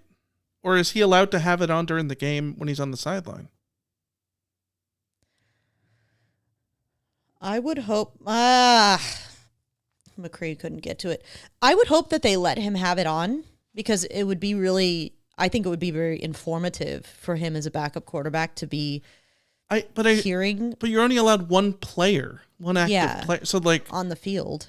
Yeah, but, like, theoretically, they could have them both on the field at the same time if it was some sort of trick play or something. Yeah. Joe says it stays activated. Joe, do you know if it stays activated? Another low one from Mayava. Come on, man. Do you know if it stays activated even if both of them go on the field at the same time? Because in that case, I agree. I think they should only have one. You go for it here? If you were going to go for it here, I would rather you throw it. Do, but I would rather you run it. I feel like they're due for not getting one at this point. 4th and 6. See, I would have rather run it. All right, here's Mayava. 9 on the play clock. 4th and 6. Comes some pressure. Mayava dunk. Good defensive play.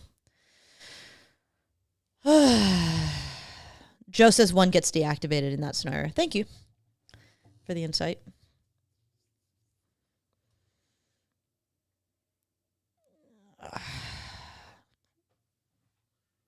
Yeah, that was. He had Mackay, but he needed to be extremely on time for Mackay's window there. Yeah. And this is where maybe you missed Jacoby. Because I like Jacoby's chances in that situation where it's just jump ball. Much better than Tanook at this stage, certainly in his career. West Texas Mike, middle 8 alert. I mean, yeah. All right, 20 on the play clock. Illinois has the ball. This is a huge defensive drive for USC's defense, and it starts with a 10-yard run. My biggest concern in this game, making the tackle. My biggest concern in this game is that the turnover on the first drive gave Illinois the chance essentially to score first in both halves. Yeah, Killian O'Connor's that's done. The scary part here. Yeah. Like I feel fine with how SC is in it with the offense, etc. But like, that's the part where like if Illinois gets 10 points on these next few drives, suddenly it almost feels insurmountable, right? Like, yeah.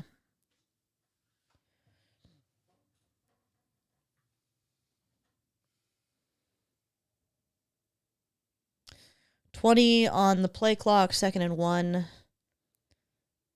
Illinois is across midfield.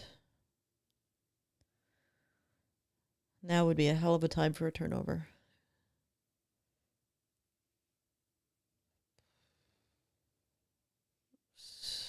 They're getting 5-6 yards a pop. It is too easy. This can't keep happening.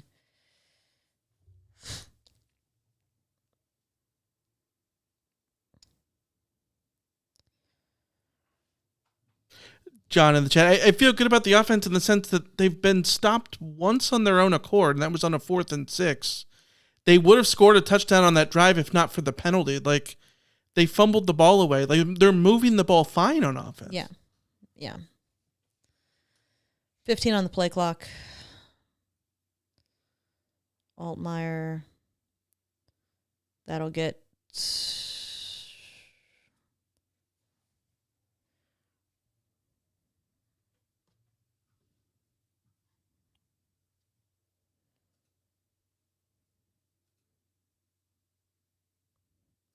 Kendarius Reddick is out there. That was 41 on the tackle, right?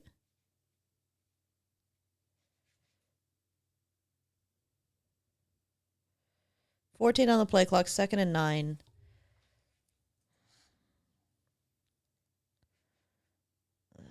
Again, 5 yards pop. 5 yards pop. Again, no push. Absolutely no push.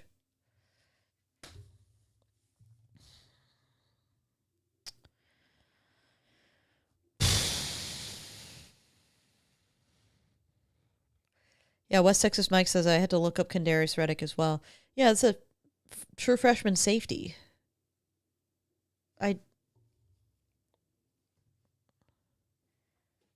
Who's King Miller?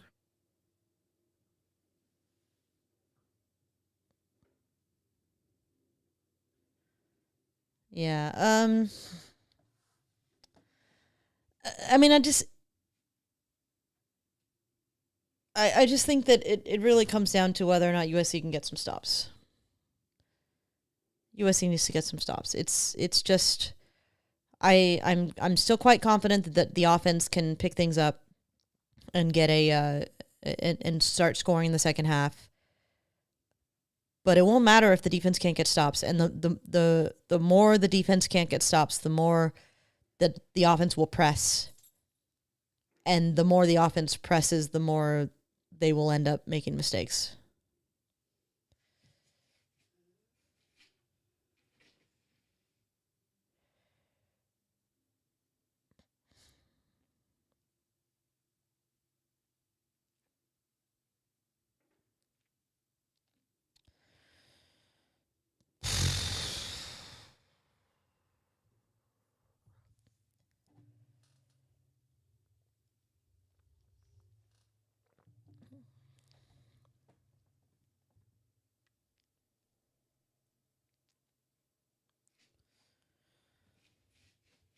I'm so mad about that illegal man downfield penalty. That's I hate that so much. That is like a incidental handball getting called for a penalty. I hate that so much. Oh, so Kevin Longstreet is apparently out, and that is why Kendarius Reddick is in the game.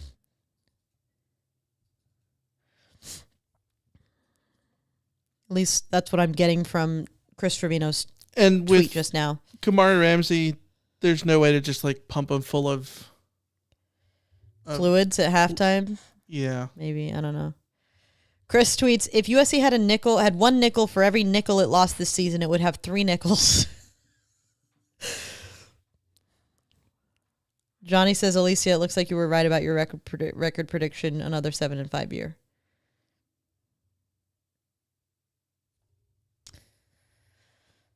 I don't know. Here's the thing. I think what USC is getting from Jaden Mayava is good enough for it not to be 7-5. The problem really is just that, like, eventually this defense needs to be able to make a stop. And, you know, Illinois' offense is a capable offense. This is a veteran offense. So this is not going to be their easiest place to get a stop. But, you know, you can't look this vulnerable.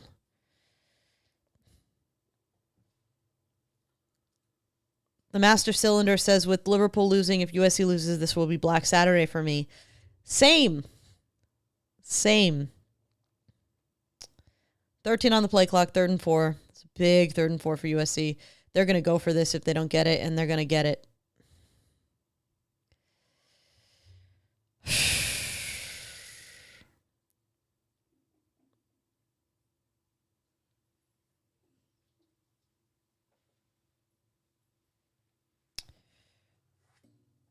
Look at that.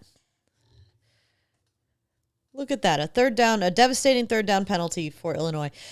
This is the kind of mistake that you need Illinois to make to give you a chance here. Now, you've been giving up pretty much all of these 3rd and 4s, 3rd and 2s. 3rd and 14, you have to get the stop here. Pin your ears back, get to the quarterback, get the stop. 18 on the play clock.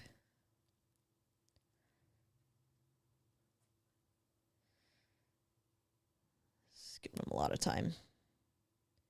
He's out of bounds. All right. That's a stop. What? There's no way. I love how the one ref comes in like, all right, he's out of bounds, and the other one's like, no, he did not catch this. Do his toes come up now? Is the back foot in? I mean, from that view, it kind of looks like it is a catch. Good Lord, this will show us. Good Lord, that's a catch.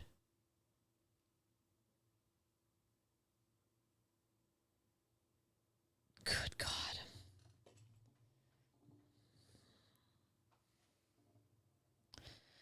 D-Boy says 3rd and 14, no pressure on the quarterback, it's a catch.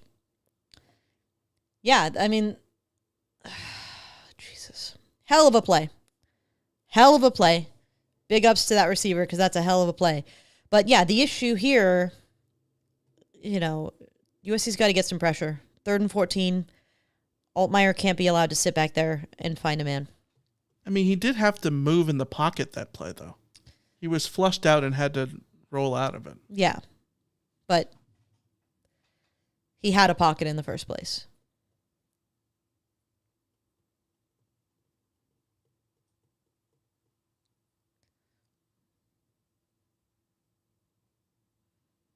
Yeah, he has possession there, and the foot is inbounds.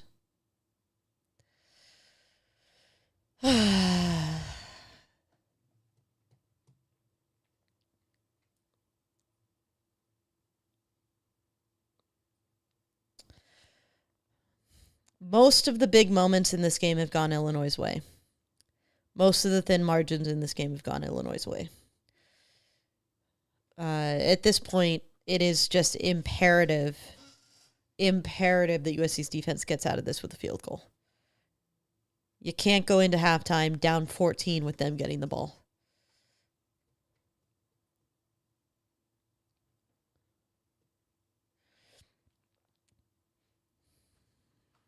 $13 on the play clock, first 10.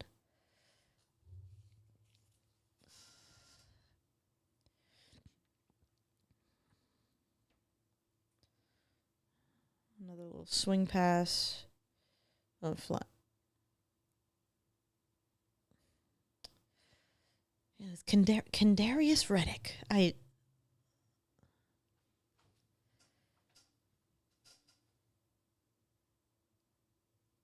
I'm still struggling to convince myself that that's Kendarius Reddick. That kid looks way bigger than 5'10", 180.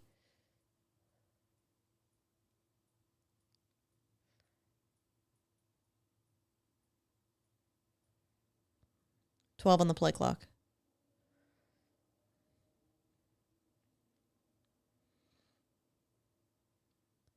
Delayed handoff.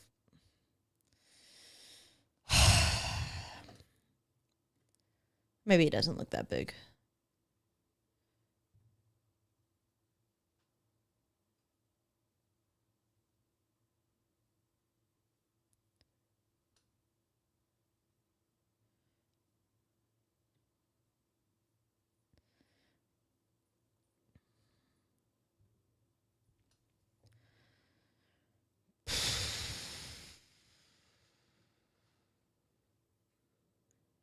Trojan Dale says, I'm sorry to say, but we aren't beating this team. All right, now, not the way they're playing. 7 on the play clock. 1st and 10. Keeper, quarterback.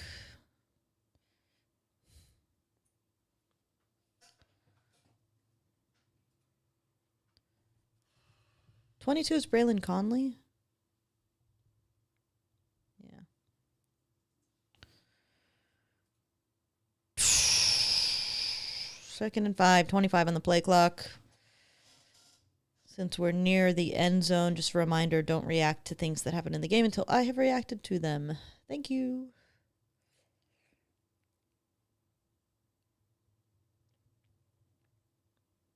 Nine on the play clock.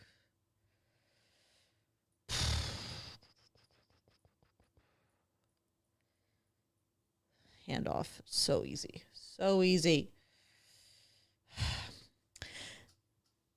Desmond Stevens and Christian Pierce should not be comboing tackles 5 yards down the field.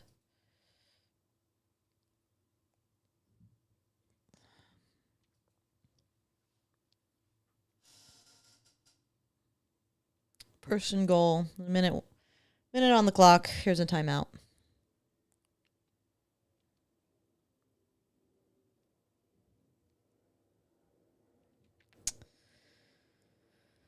All right. Cameron says this is why you don't fumble on your opening drive. Yeah. This is the problem with a team that needs to get into shootouts is, if your offense isn't perfect, and USC's offense isn't perfect right now, you fall behind. And then you get the added bonus of just the way that the clock works and the middle eight and the possession game. And Illinois basically steals another possession here and gets the ball back. So, by the time USC's offense touches the ball again, USC could be down by 3 touchdowns.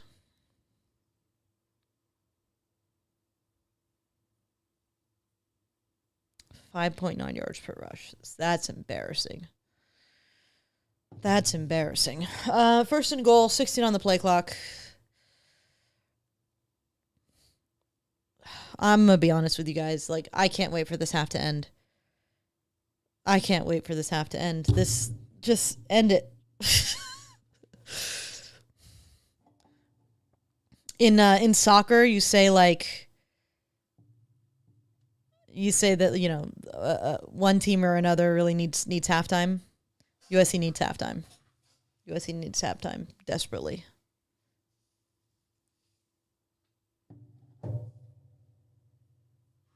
It's going to be prime time by the time that the half even ends. Mm-hmm.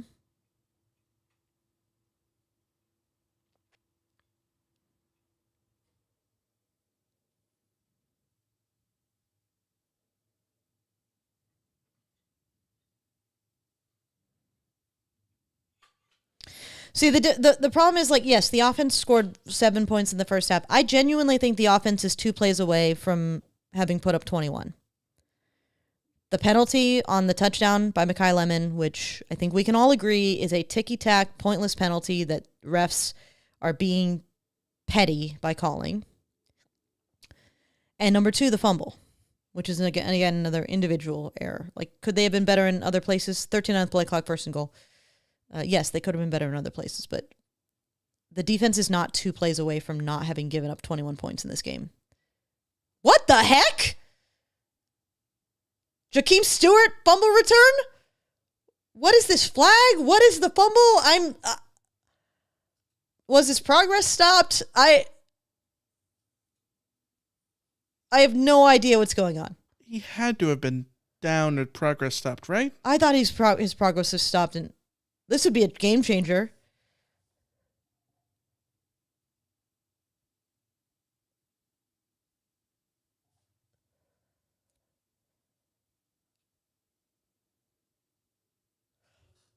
Fumble recovered by Jakeem Stewart. Wow.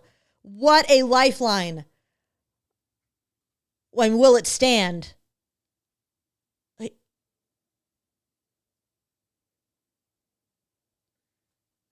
I can't even see the ball. Where's the ball? No, he's down. He's down. He's definitely down. Yeah. USC isn't that lucky.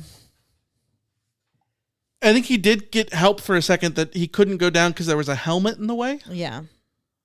No, he's down. This is reversed.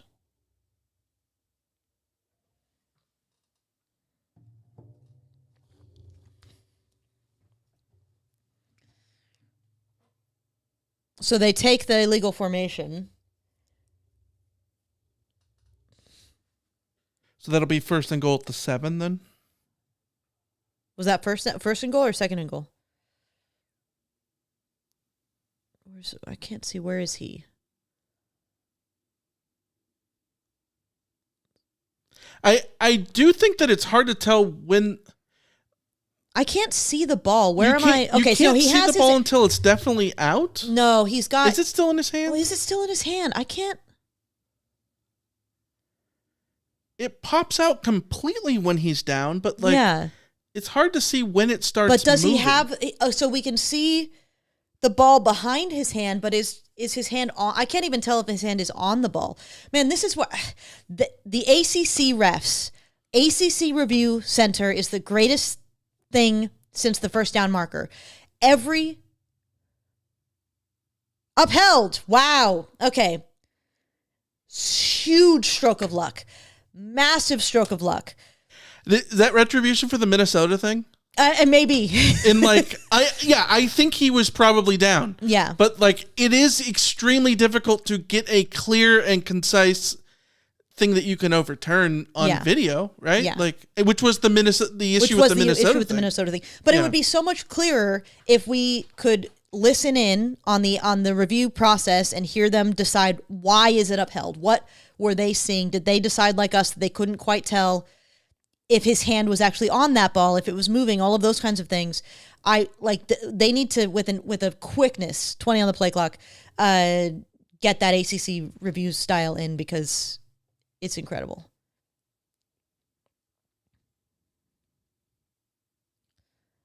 There's my tight end again.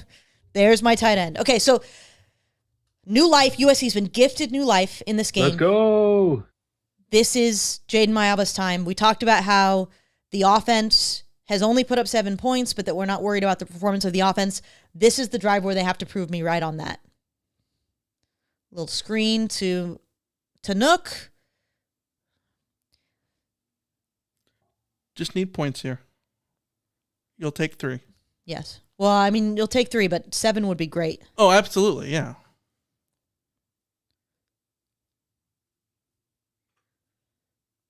Either way, I think. Either way, not the giving up momentum points. Not giving up points is the biggest. Yes. Is the biggest thing here. Even if you go into the half down 7, that's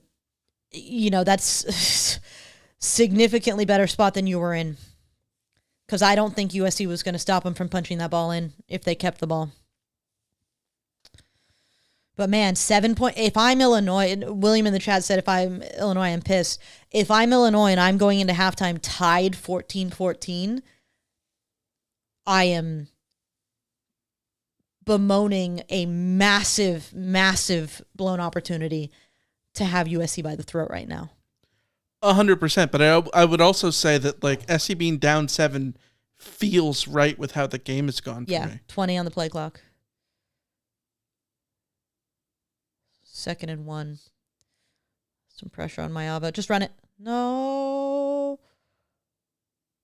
Lake? Oh, Lake. Wow. Yes. Tight ends. Let's go. I was wanting Mayava to just run and get out of bounds, but hey, when you can pull off that pass, again, he is just really showing off his arm this year. He looks so calm and collected, making good decisions, making really good throws. 17 on the play clock.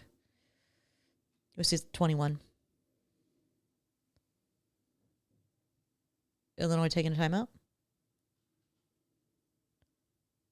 They're reviewing?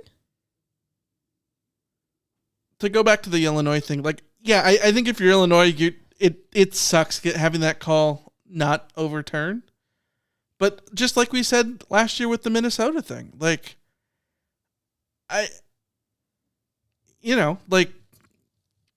plays at the goal line, very difficult.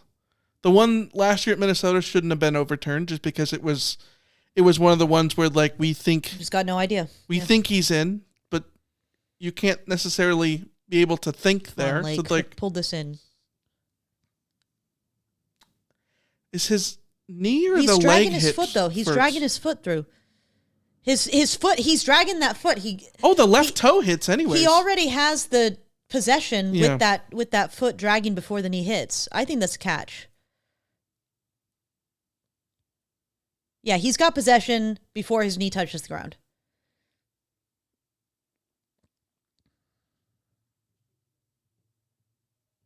There you go. Okay. Upheld. That's big. That's big. I didn't realize they in challenged field goal it. range. All right, 26 seconds, 1st and 10, 1 timeout. USC's at the 20-ish?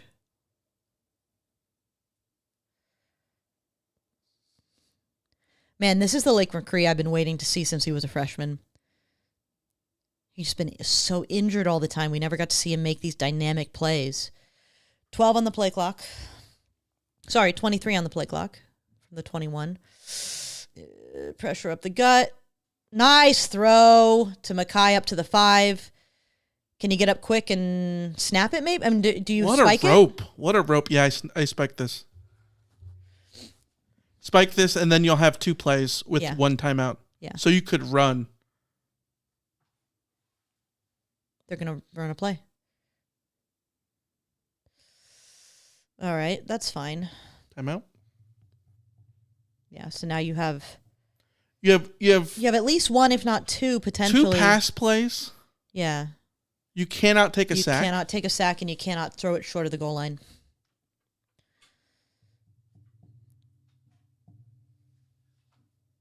But this drive down the field, this is exactly what USC's offense is capable of. This is why I'm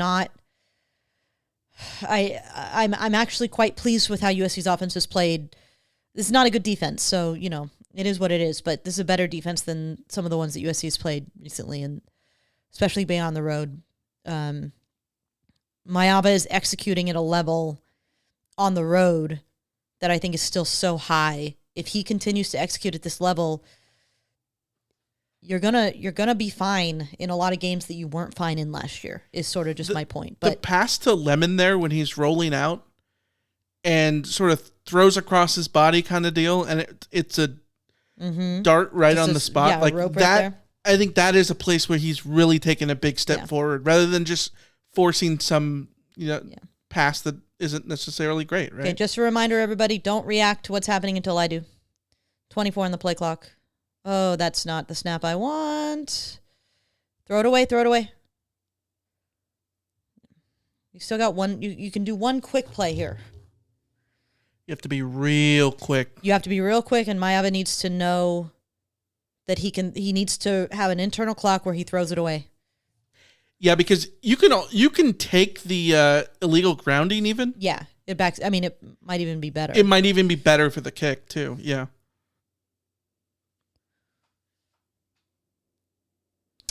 All right, that's fine. Fair enough. Fair enough. This This is a tough angle though. This is a 10-point swing. Yeah. You needed something. Anything is bonus here, but that's a tough angle. Got it. I got it. Huge. I mean, being down only 4 with the way that the defense has played today is huge. Artist says you got to throw it away faster. Yeah, stringing out that play is probably not the right decision. But I think that in the end, you drove down the field pretty quickly. You had your chance. You've closed it to 4. USC is in a much better position now than they had any right to be just a few minutes ago. D-Boy says, how one play changes the game. Yeah, one play. One play changes the game. I mean, the fumble, the penalty on the touchdown, the fumble at the goal line, one play. It is in these tight games on the road. That is the difference, and you have to be in a position as USC that Illinois makes more of those mistakes than you do. And right now, you have made more mistakes than Illinois, but not as many as it looked like it was going to be. Yeah, Brian, I'm with you. I would have spiked it and had those like 19 seconds to just work within instead of that run play. But I also, like, I don't think the run play is a massive mistake. I just think it's a stylistic difference. That if you score on that run play, we're not talking about it being a problem. So I didn't mind how it went too, because I think running a play there does sort of catch them off guard, because I don't think they're expecting a play there either. Mm-hmm. Especially, I don't think they're expecting a run per se. But that's not where I would have run the ball. Like I get running I a play agree. there. I would run a like quick throw RPO or something like that, as opposed to the run there. My run comes on the next play. I agree. All right, that's halftime. USC in a much better place than we thought they were going to be. Massive momentum swing at the end of the half there.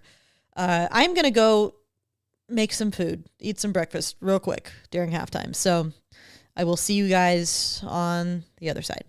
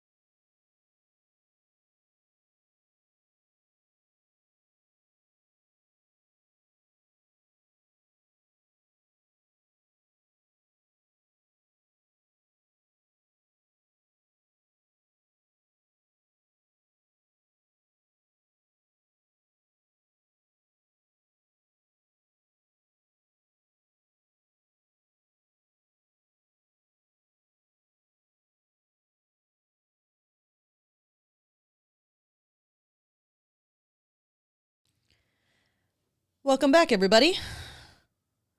We are back for the second half of USC versus Illinois. After a first half. Killian O'Connor's in a brace. Yeah, he's done. Yikes. Yeah, USC was weirdly like unlucky and lucky in that half. Mostly lucky, I think. I thought that the defense played poorly enough to have given up at least 21 points. And it's kind of miraculous that they didn't. And the offense was way better than just scoring 7 points. So it's sort of fitting that they got to 10. Still have to do better. Still have to finish drives. And USC's defense has to figure something out. Something has to change.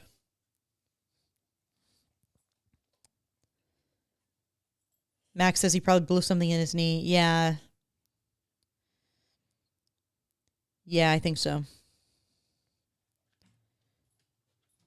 I mean, at this point, if it's an MCL, you can work with that. He can be back by the end of the season, I think. If it's an ACL, he's done.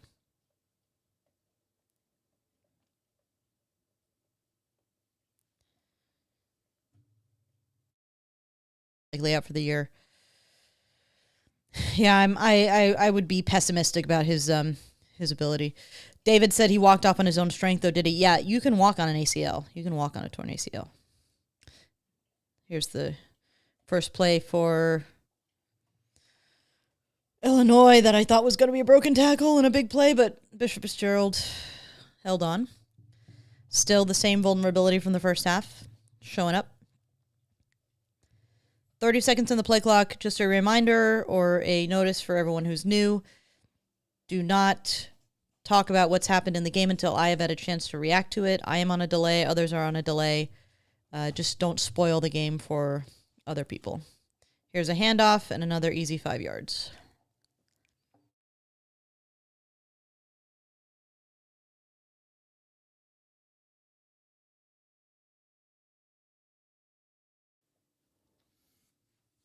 Do I not? No, you're back live.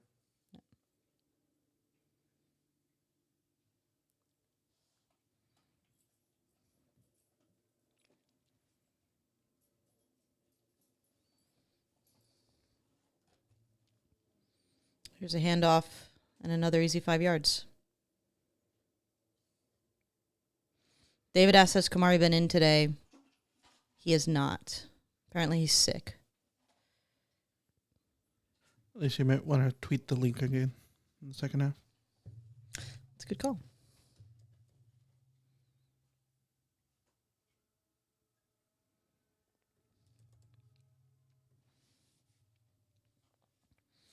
$18 on the play clock, 1st and 10.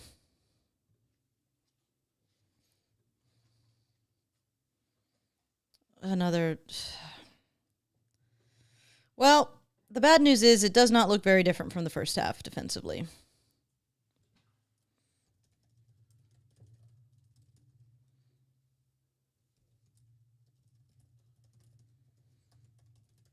$26 on the play clock, 1st and 10 for Illinois at the 30. They're moving the ball so easy. There's a big sack! That's the corner blitz that blindside, no idea what was coming. Oof. Oof. Yeah, completely doesn't see him. Just not even blindside. He just was looking the other way. How scary must that be to just sort of be looking to your left and then suddenly you see a flash of movement to your right and you're getting walloped.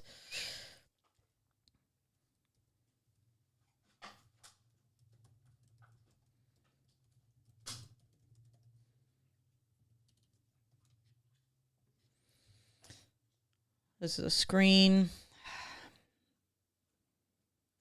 That's a good tackle in the open field by...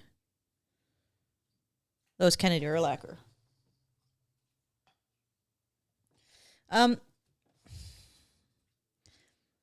Michael, our lovely animal, has gotten a yogurt cup from off of my desk while I was gone. If you could.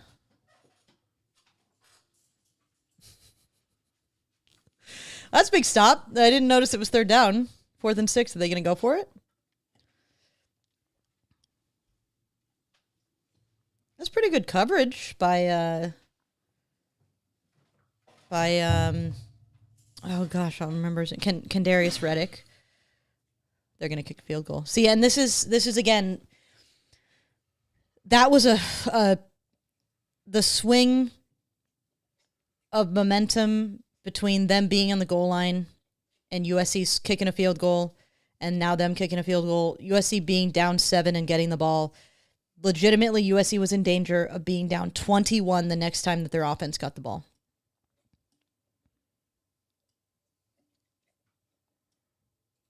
Coming back with the ball with only 7, that's crazy. It's feels like a win to get a stop there. And it is a win to get a stop there, but considering. It is frustrating too because on one hand, you're right. It could have been 28-7 right now. Not a lot of things have to change for it to be 28-7, right? Yeah. At the same time, you absolutely take it. You get the ball with a modicum of momentum here, I think. The sack was huge. The sack was huge. I mean, and that was the thing that we talked about in the first half, is that USC wasn't going to get stops unless they started to get pressure. Until they started making plays in the backfield. And, all it takes is one sack to put an offense off schedule. And then instead of being in 3rd and 2, they're in 3rd and 6. You'd rather have them in 3rd and 10, but 3rd and 6 is better than 3rd and 2. Right. Limits their options, and then you get a wide throw, and suddenly you force a stop. So beggars can't be choosers as far as USC's defense goes, but that's how they're going to have to get stops. They won't get stops unless they're getting to the quarterback. Now, the problem is, I don't know how many opportunities Illinois is going to give USC to have an unblocked corner blitz get home before the ball comes out or before somebody picks it up or whatever. Yeah, one of the frustrating things is, I think it would be easier to sort of cope with if they were giving up the passing plays on soft zone, if they were also bringing or getting pressure. But it's the lack of both of those things, right? Yeah. Like the screen that they gave up after the sack, that was annoying, but at least they were being proactive there.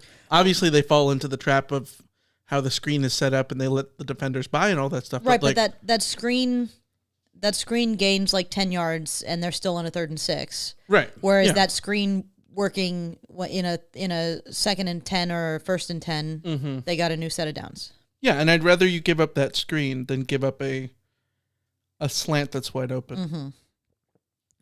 You got to make Illinois earn their yardage, right? All right, what are the chances that we get a kickoff commercial?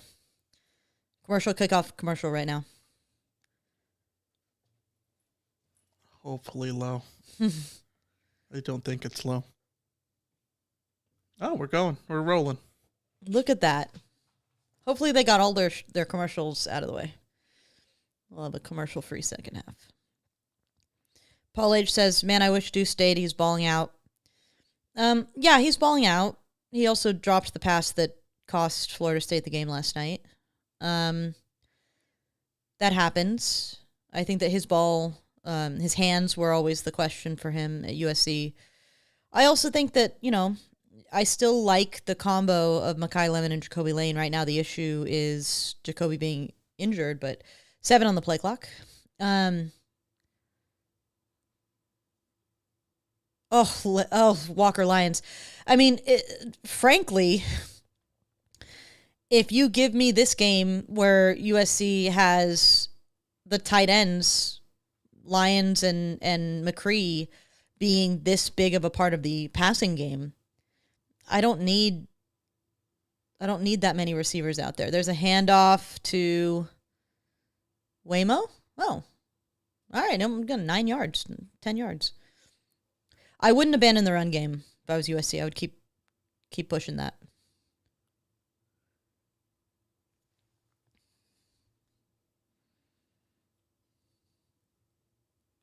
Second and 1, 25 seconds on the play clock. USC's at the 45. Nice and easy. Again, yeah, just if Illinois is gonna give you those throws over the middle, and your tight ends are gonna be right there securing the catches. I mean, Lyons and McCree have made the most impressive catches of the day on USC's side. Illinois is having trouble covering both of them. These two tight end sets have been very effective. Mayava looks very comfortable throwing those passes.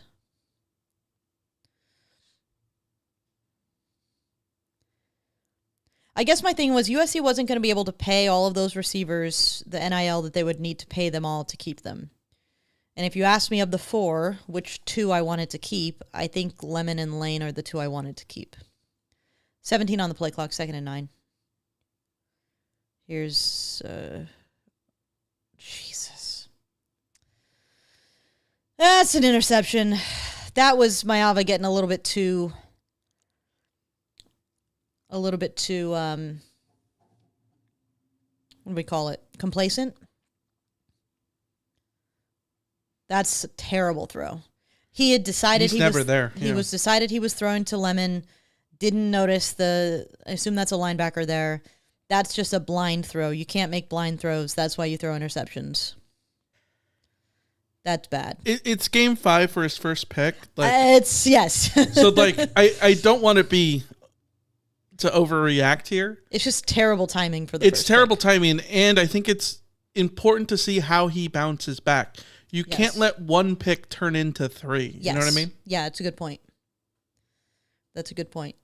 Quarterbacks will throw interceptions. Quarterbacks can't be perfect all the time. The timing on this one really the timing really sucks because sucks. you need the offense to help the defense out, right? Well, because the defense finally gets a stop. I don't know. It's probably asking too much to expect them to get another stop here based on the way that the game has gone so far. So,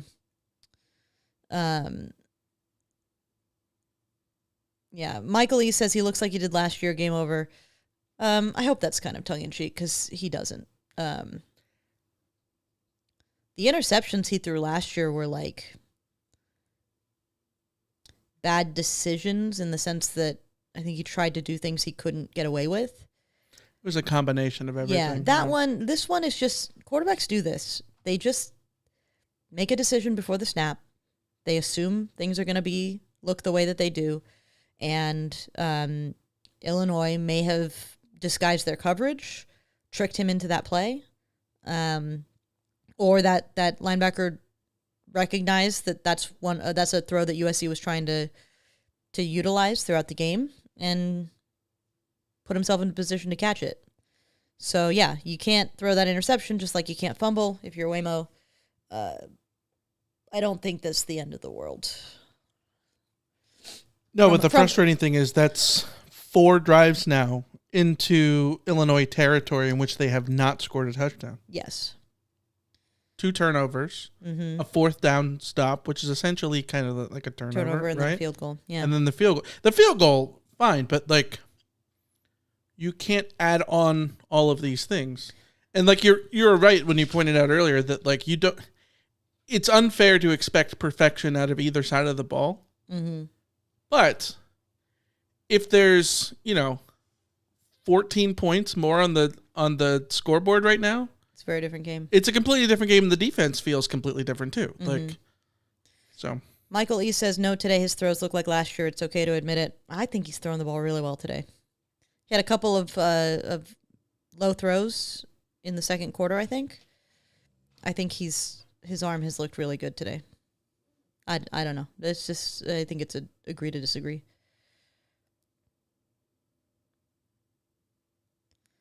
It would just this is the problem is I expect USC's offense to be far less efficient on the road. So this doesn't surprise me that much that they're having the issues that they're having today. I think they're playing well for the most part.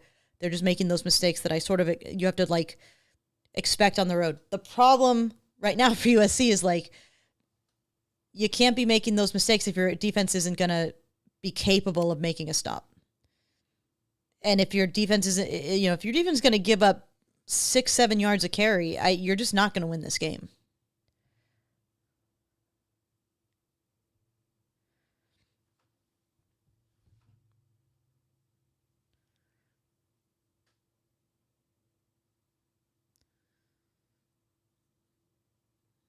$18 on the play clock.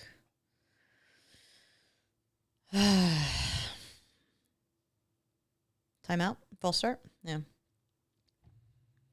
I mean, you got to jump on any opportunity you can where Illinois puts themselves off schedule. That's when USC has to pounce. My drively reminder for everyone to not spoil the game in the chat. Wait until I've reacted. I'm on a delay. Others are on a delay. Thank you.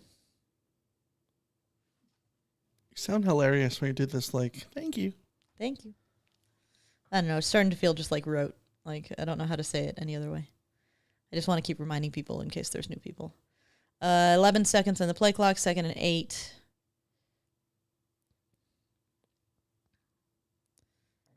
There's a throw by Altmaier. Looked like a miscommunication with the receiver.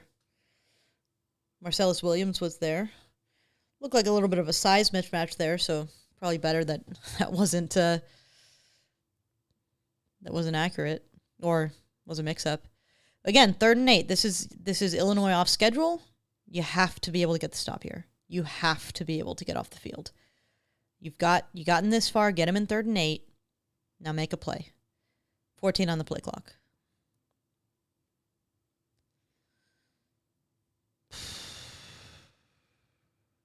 There you go. Again, that's the true freshman Big safety, Kendarius Reddick, thrown into the fire at nickel. He's doing a good job of sticking with his man. I think what I like about his coverage thus far is he's forcing Altmaier to make these throws wide.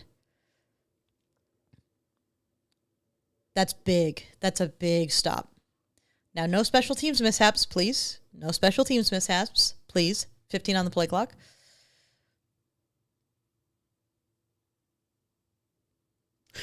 Did you Lennon's see how timid the guys were?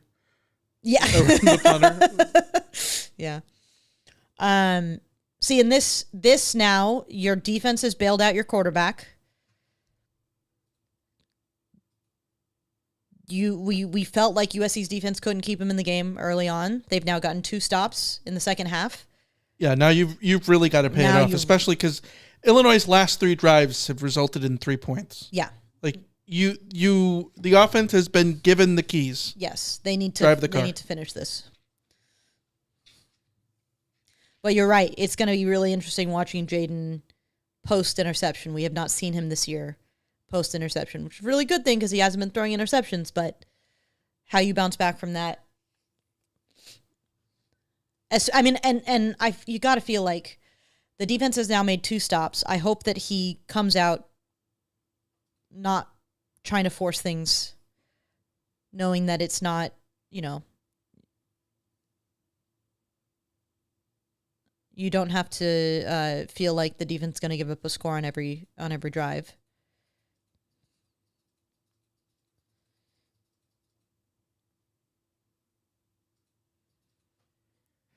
I will say the worst interception he threw all year last year was that lob job in the was that the Nebraska game? No, in the Texas A&M SRS Distribution Las Vegas Bowl. Yeah.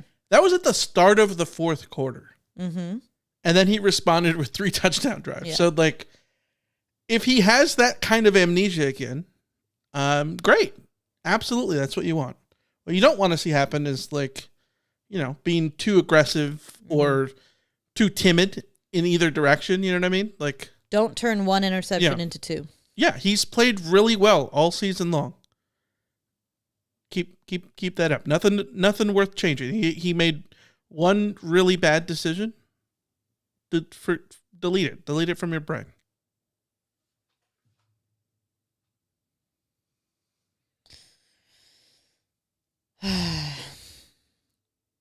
I will say, like I said going into the game, that for me, this game was not going to be about performance. It was literally just going to be win any way you win. It doesn't really matter to me how it happens. USC is in a position to tie this game in the third quarter.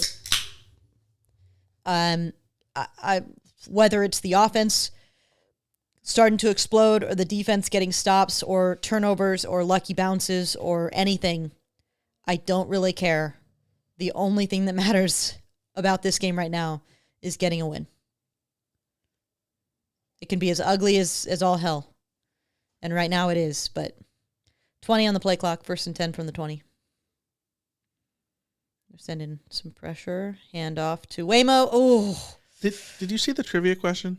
No. Last Heisman winner to not be a top 10 pick in the draft?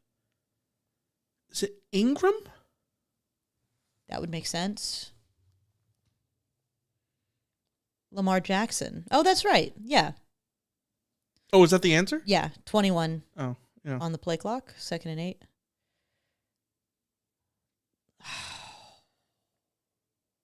Can't miss that. Cannot miss that. That was there. Yep. That I also, like, in my mind, saw that flash to a tip up and an interception. All right, 3rd and 8.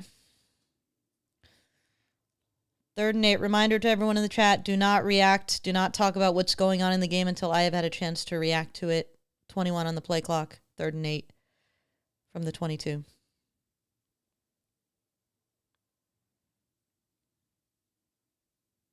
Some pressure.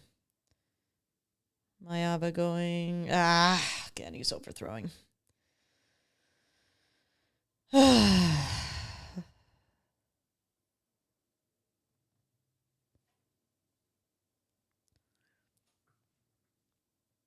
Yeah, this is Mayava missing throws that he was making. Yeah, he made that pass to Nook Hines that was similar. Yeah. It's a hard throw to make. I mean, it was very impressive when he did it to Nook, because on the run, that's hard to get that over the defender. Yeah, it's the one before. Yeah, that is inexcusable. There's the punt. It's a boomer. It's going to get a return, though.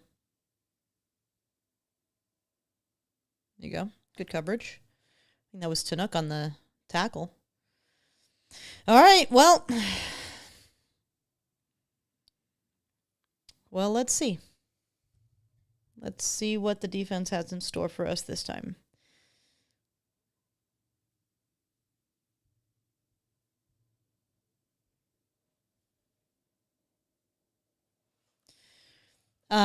Honestly, like, there's talk in the chat about Mayava regressing, about him needing to get his confidence back. I think USC needs to run the ball. Like, USC needs to run the ball.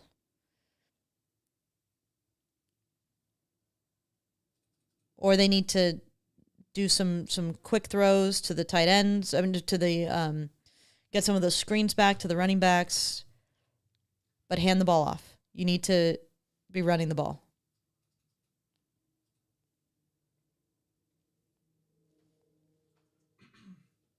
Brian says that it was an awful 3 and out. I think where it burns is, like, the plays worked. Mm-hmm. The plays worked. Like, it was there. They had it. And I think that's what's been frustrating about the offense today is, like, the offense has worked, but you only have 10 points. And you need more of that when your offense has worked all game long. Yeah. Yeah, when your quarterback was hitting everything, you had your running back fumble. When your quarterback is now missing everything, doesn't matter what your running backs are doing.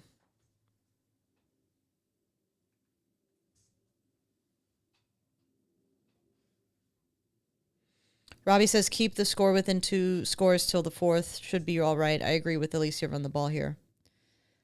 I mean, yeah, people in the chat are talking like USC's down multiple scores. They're not. I mean, they might be in a bit, but I think that people also need to remember that this is generally what road games look like. This is generally what road games look like. They're ugly. This is why we are nervous about road games. This is why road home splits are what they are.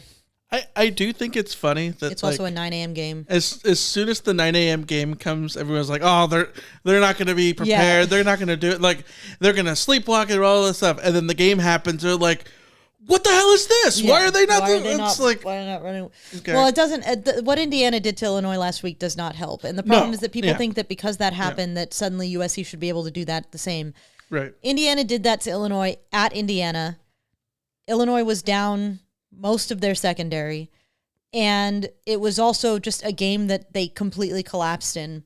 And my thought going into this week was always going to be that there was either USC was going to face a completely demoralized Illinois team, which I think was probably less likely than what USC's gotten, which is an Illinois team that wants to go hit somebody in the mouth because they're angry about what happened last week. 20 on the play clock, 1st and 10. Illinois is going to hand it off. And finally a stuff. Finally, the defensive line does not let him get through.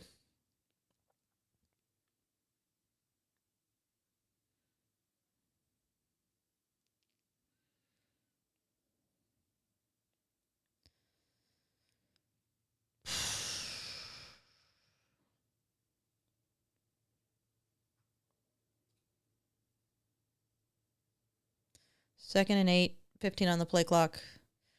It's another little screen. Ay. Terrible angle. That's a touchdown. Guys, just again, a reminder, don't talk about what's happening in the game until I have had a chance to react to it. This doesn't work if people are in there spoiling it. For me or for anybody else. Don't talk about what's happening in the game until I've reacted to it. He's out of bounds. Maybe. I don't know.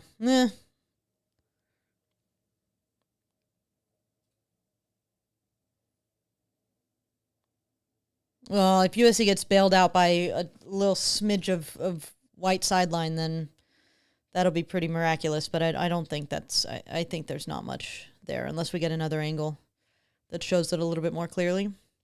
This is a terrible angle by somebody. Conley gets pushed out of the play. I don't see how you overturn that. Yeah.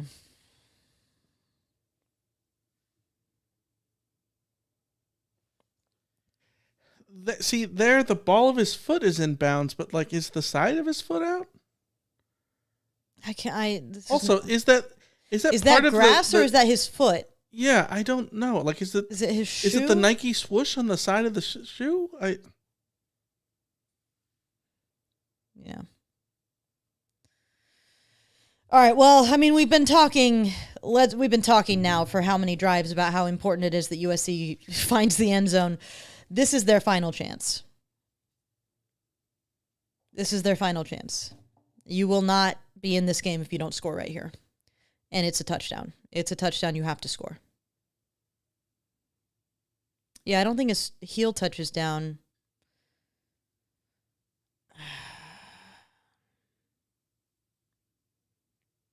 I don't think see you it. can I don't overturn see anything to overturn.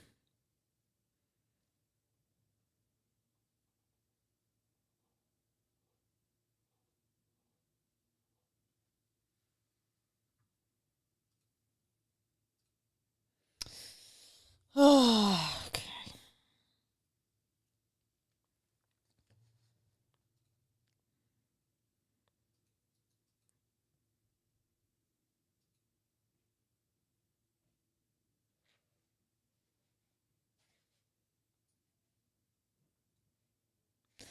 Well, USC has work to do. Whole lot of work to do.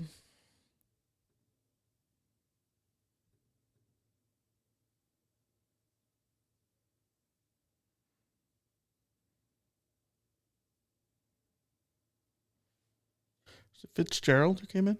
Yeah, I think pursuit? Fitzgerald took a bad angle. I mean, I agree with Angelo. Conley's getting held there. But I don't know that it was blatant enough that you expect that to get called. Who the hell knows what refs decide to call and when?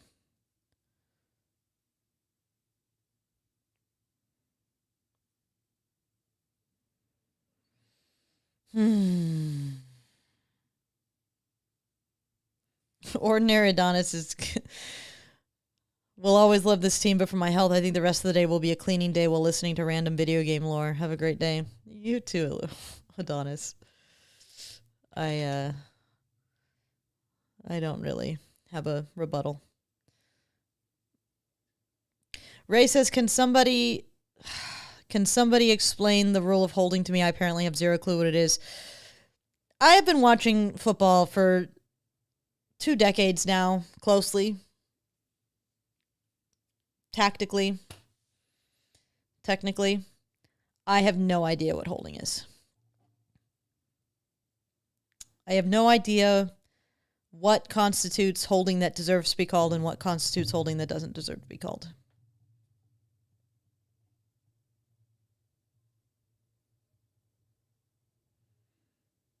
Joe says, thank God Tottenham play Wolves in 15 minutes so I don't have to watch the fourth. I'm going to be honest with you, Joe. And I say this as a Liverpool fan who watched my team lose this morning. If you're putting in your faith in Tottenham to lift your day up, Godspeed.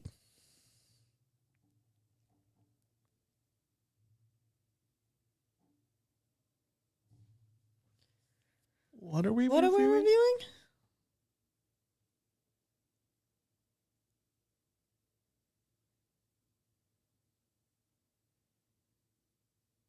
Did he fair catch?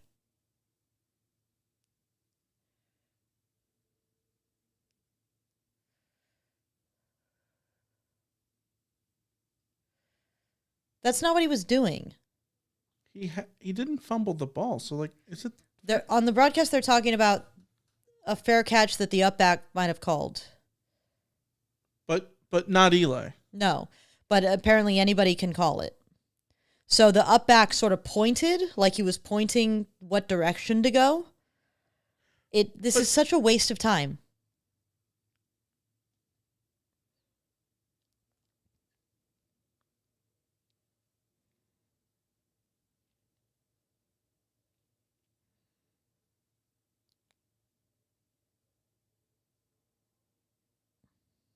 Oh.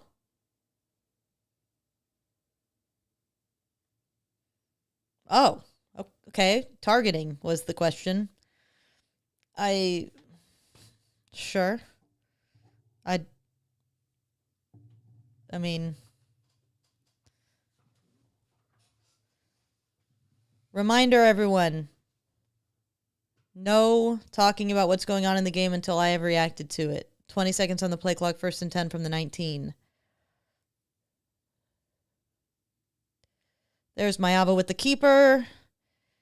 Gonna get an easy 9 yards. Oof.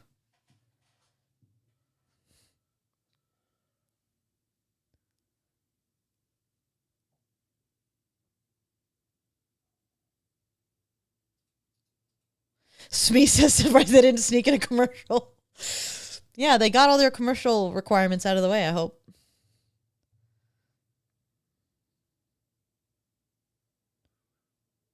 Is there another injury?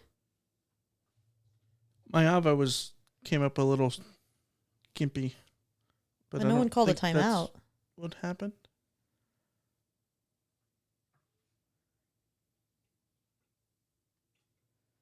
I think the annoying part about these stoppages, and mind you, I'm watching this game on mute, but like, what? At least show us what's going on. Yeah. They're not telling us what's going on, for the record.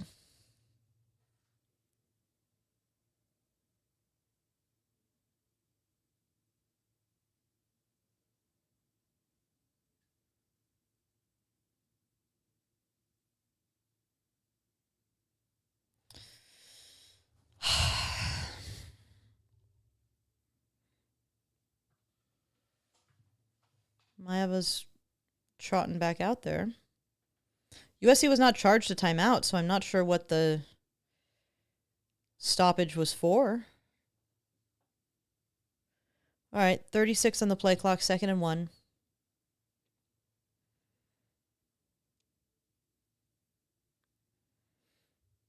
Handoff to Sander. No, throw. Okay.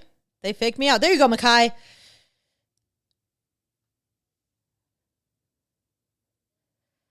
That was a nice little fake. But again, that's give Maeva some easy throws. Keep it simple. Are they having a equipment issue maybe? Why does he have a walkie-talkie? 19 on the play clock, 1st and 10.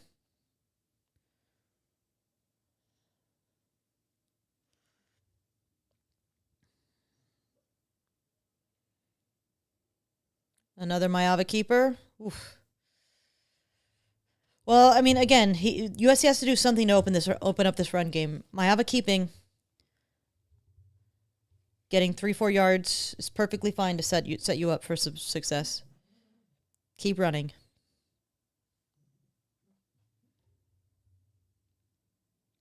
.23 on the play clock, 2nd and 7. You got to run into this box. Oh,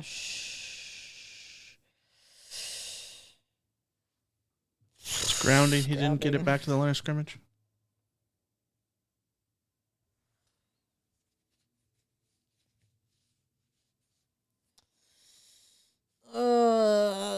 Was that a misread by him?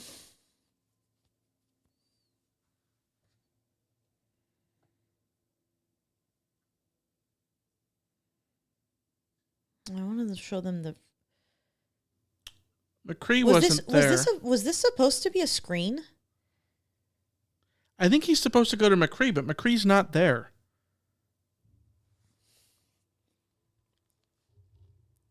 Like 22 seconds, 3rd and 16. If you can get to the 50, you can justify going for this. Jeez. Oh! Mackay! Oh my God! Oh my God! Dude. What a throw, what a catch. That's such a dangerous throw. Wow, the window he snuck that into. What a route, too. Wow. That's one of those throws where, like, you have no business making that throw unless you throw a literal bullseye. Yeah. And that's what it was. Jesus. 12 on the play clock, 1st and 10. That's the throw that you need to spark. Wait, that's Jacoby's in. Yeah, he's been in before. I didn't see him before. Handoff. There you go, Wayman. Again, keep running. Find a way to run.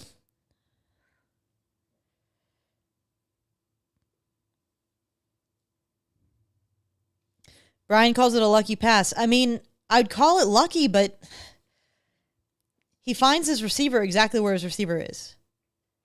It's a gamble that you shouldn't be making. It's a huge gamble. Yes, you are. Like you said, you have to hit the target. You have to throw the best pass of your life to pull that off. But sometimes guys can hit that. Yeah. Oh, Lord.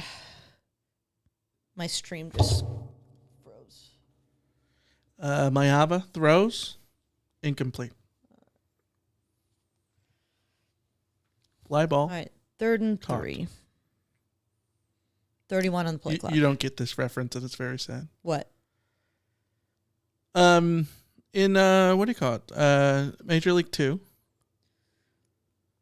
Harry Doyle passes out, and Monty has to take over the play-by-play. Oh. Fly ball. Caught.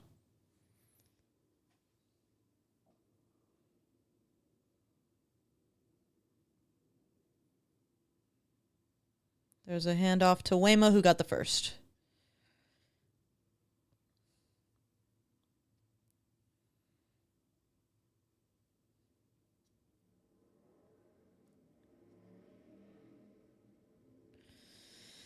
All right, another drive into Illinois territory. Got to get in the end zone.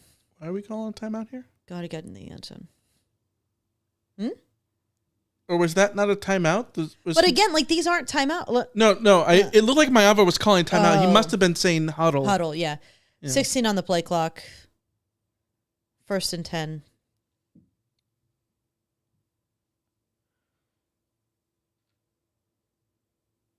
That's a blue. Get to Mackay, who's going to get some yards and could have been kind of close to a horse collar.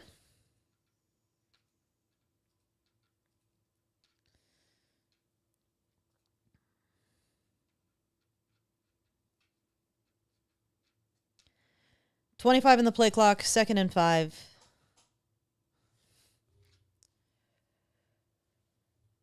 Longstreet in. Is Mayava still in?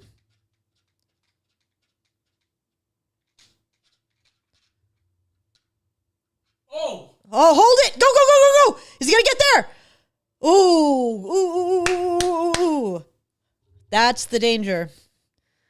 That's the danger, man. He's so quick.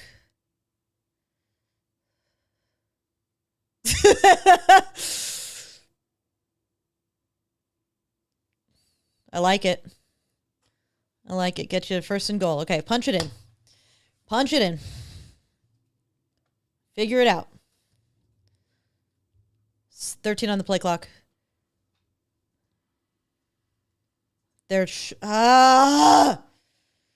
Don't do the late substitutions. Well, they got it off. Hey, touchdown! Waymo, there you go. Whew. I don't know if he got that snap off on time, but if they're not going to call it, they're not going to call it. I think that was definitely delayed. It's a nice little cut by Waymo. All right, it's a game. You go into the 4th, down 7. It's a game. Sagar asked, why do they do this to us? This early, they do this to us. Because this is what being a USC. I thought I was out. They pull me back in. Every time. Touchdown, Dale says, let's see if our defense can stop them. Oh, Lord.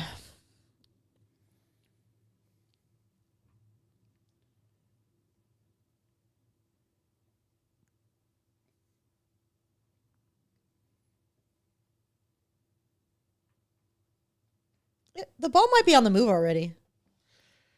It might be on the move, but like this has been a bad day for these refs, period. Yeah.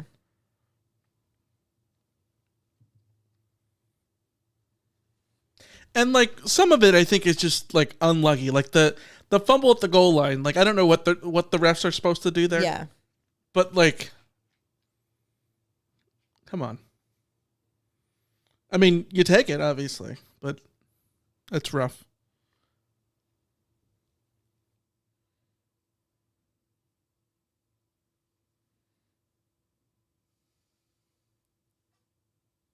Danny says, kudos to Lincoln, though, for at least trying something to by bringing Longstreet in. Yeah. A little spark, a little something different. Mayava, on his last couple of runs, had looked a little bit labored. And maybe it was just we got to get somebody in there who can run and show a spark and open things up. So, yeah, I thought that was very effective. That's something that Sark in Texas did really effectively last year, getting Arch Manning in there for some run plays. Well, I think of Washington with Damon Williams last year. Mm-hmm.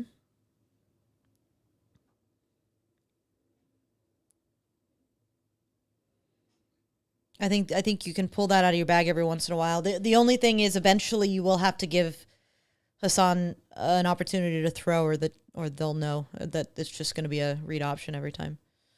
Here's a handoff and a stuff-ish. I'll take that.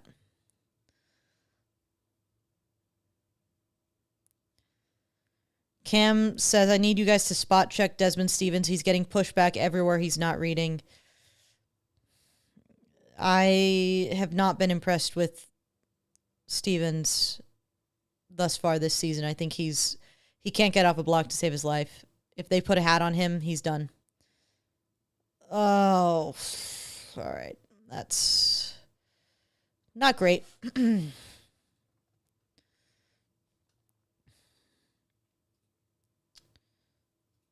Yeah, that was Williams letting him get some space.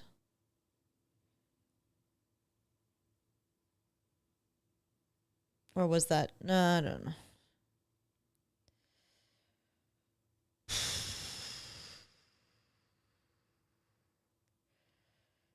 Here's some pressure from USC. What?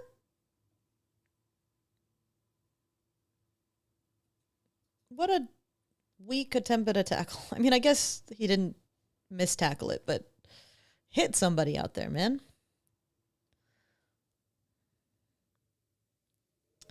.26 on the play clock, 1st and 10 for Illinois. They're already in field goal range, so this drive has already been problematic.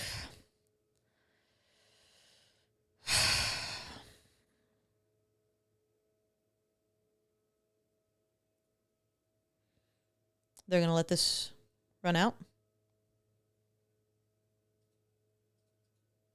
Yeah.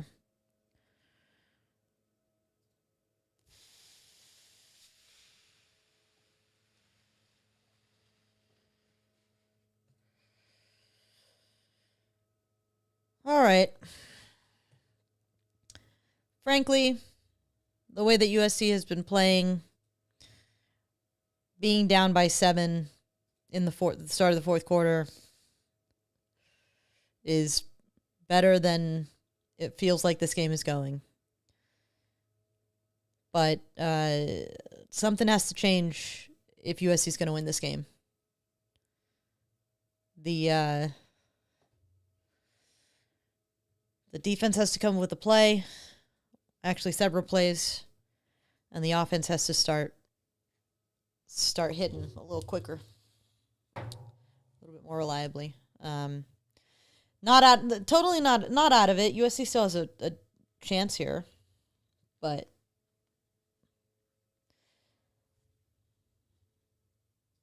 I don't like being in the position where even if the offense starts going off, that's not enough. The defense needs to go off as well. The defense giving up so many easy yards is obviously a enormous issue. The defense not getting pressure on one of the worst offensive lines in the country, an enormous issue. I also think, given the way that this game has gone, it's very frustrating that when the defense did get a couple of stops, the offense was bad. It's like the offense and the defense have not been in sync together, and it's kind of equal weight at this point, right? Like, yeah, you need to pick up the slack when the other side. I mean, when it comes down to it, as much as I felt like the offense looks the way that I was hoping they would look, the result, if USC loses this game and the defense gives up less than 30 points, which they're on track to give up more, but let's say they give up less than 30 points. If USC loses a game where the offense can't score more than 30 points against a defense that is not a great defense by any measure, that's a problem. That's a huge problem because good defenses are coming up. And yeah, maybe it is just on the road, but if USC loses all their road games, we're still looking at a 8-4 at best, and the Michigan game still looming large with the trenches. Ivan says it's the defense, not the offense. I think that, I guess here's what I'll say. The defense is a C student who's getting a D right now And I have issues with the defense being a C student, but like this is who the defense is and who they have been most of the season. The offense is an A student who's getting a C right now. And that's a problem because this offense is capable of so much more. This offense is capable of more. Joe says defense wins on the road. That's why we never won on the road last season. I mean, yeah.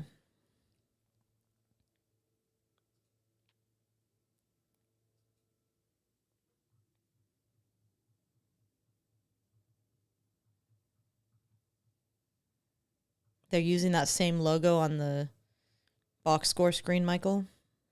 I don't know if you saw that. Looks terrible. 16 on the play clock. Quick man into the backfield, but still 4 or 5 yard gain. Jesus. And here's a flag. We had on USC probably. Somebody lost their helmet. I'm guessing it was...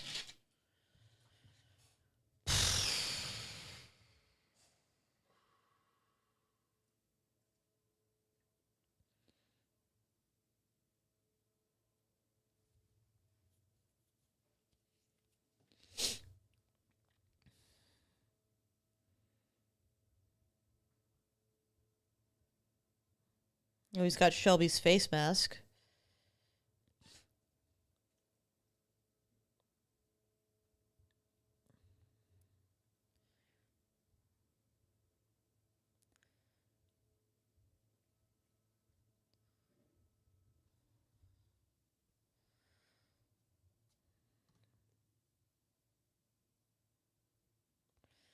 Keyshawn Silver with the right in front of the ref.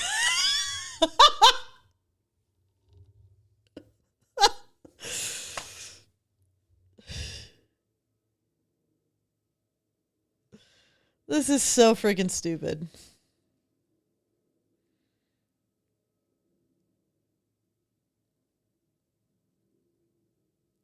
$19 on the play clock, 2nd and 6.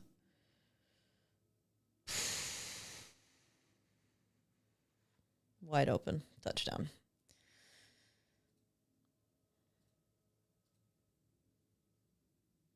It has simply been too easy. It has simply been too easy for Illinois. If it felt like Illinois, like that's the thing is like Purdue and Michigan State, like when they scored, it was like it required. Purdue had stretches of this. Illinois has had this all game. Yeah. Right? But Purdue also like got crazy plays to get them down to the end zone and into the end zone and all that.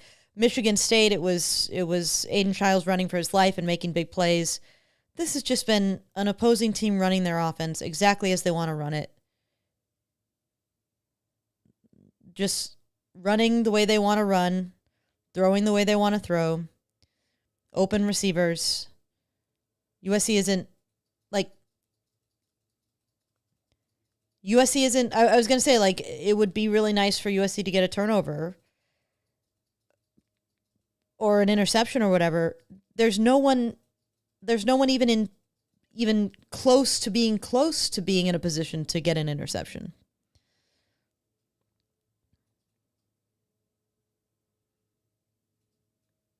And like we could pass it all off as Kamari Ramsey being out, which it is a big loss for sure, but like they're not picking on Kendarius Reddick and they weren't picking on Kevin Longstreet. I think it would be easier to point at the Kamari Ramsey thing if Purdue didn't have all those third downs in the middle of the field that were reminiscent of this, right? Mm-hmm.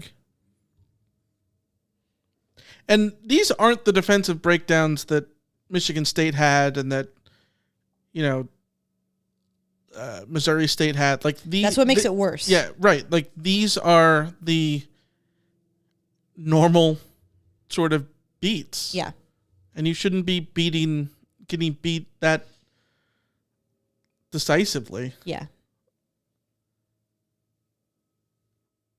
Because to me, that tells me, like, okay, a coverage bust is an individual player. Getting beat downfield is an individual player. Right now, whatever scheme or game plan USC has cooked up on defense to play this Illinois team was the wrong one. And maybe they got tricked into thinking they could do to Illinois what Indiana did to Illinois. I mean, that was my fear. But just nothing about this defense is working in this game. Not a single thing about this defense. Is there a standout on defense thus far? Today, no, not at all. And not to pick on Jakeem Stewart, because I'm not picking on Jakeem Stewart, but like his fumble scoop, like great heads up play from him, right? But it's not exactly him making a play. It's trickled right. out to him. Yeah. Yeah.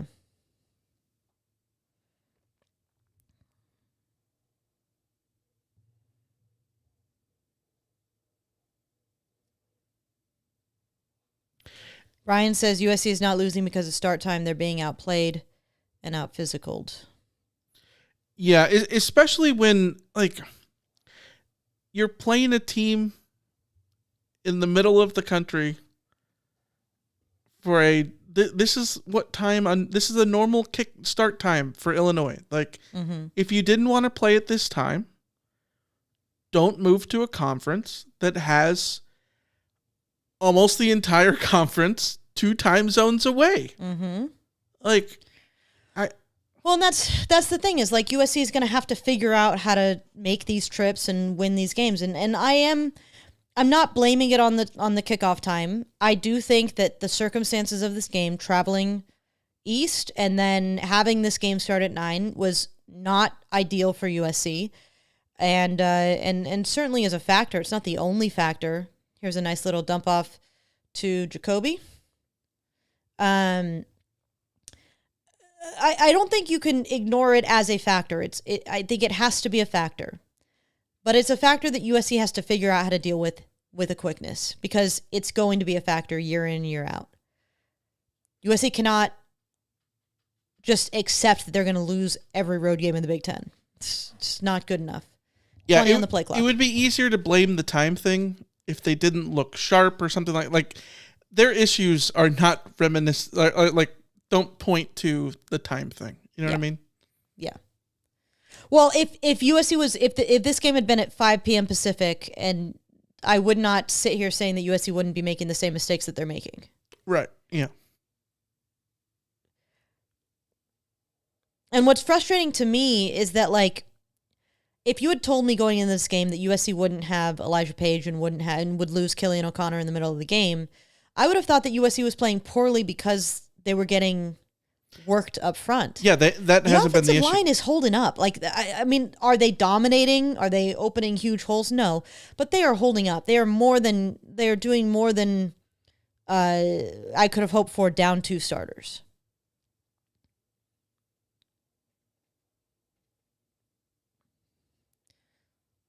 Here's a 3rd down. You got to go for this now. You're in a position to go for it. This is rough because I think you do have to go for this. But, like, if you don't get this can end up ugly really fast.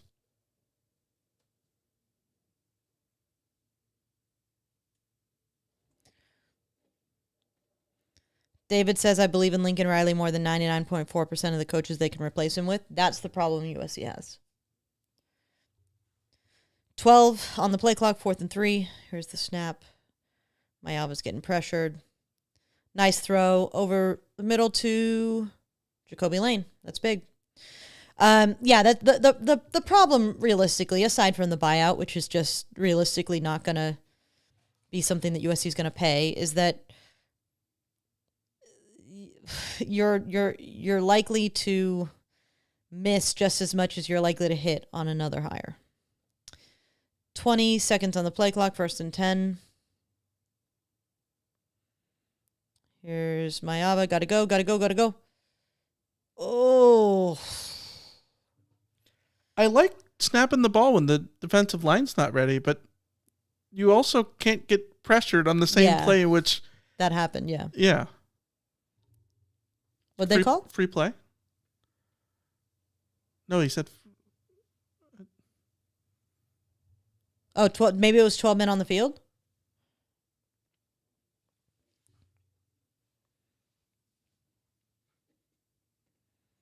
All right, so it's 1st and 5. That's a gift. 22 seconds on the play clock.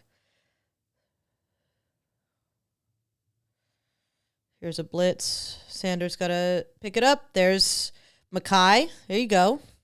Still going. Again, like, I don't want to have hope. I'm not trying to give myself false hope. But I feel very strongly that this offense can score. I feel very strongly that this offense can get to the end zone and put points on the board and stay in this game. I feel very strongly that they can get the 2 touchdowns that they need. It's the other side that I'm not certain about. 30 seconds on the play clock. Imelda says, I'm here because I need emotional support after what is going on. Yeah, we're living through it. 18 on the play clock, 1st and 10. Ball at the 21. Here's a handoff. Decent gain. This is a reminder now that we're in the red zone. Do not mention what's going on in the game until I've had a chance to react to it. I am on a delay. Other people in the chat are on a delay. Please don't spoil what's happening in the game. Here's a handoff. Ugh. That was very indecisive play. Why did it feel like they were rushing there? Something was wrong with Sanders' helmet.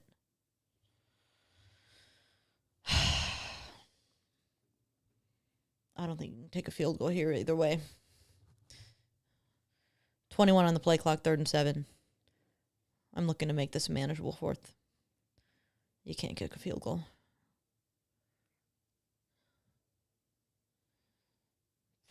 Immediate pressure. What is going on? That's brutal too, because they had the receivers right side open. Like look at Mackay here.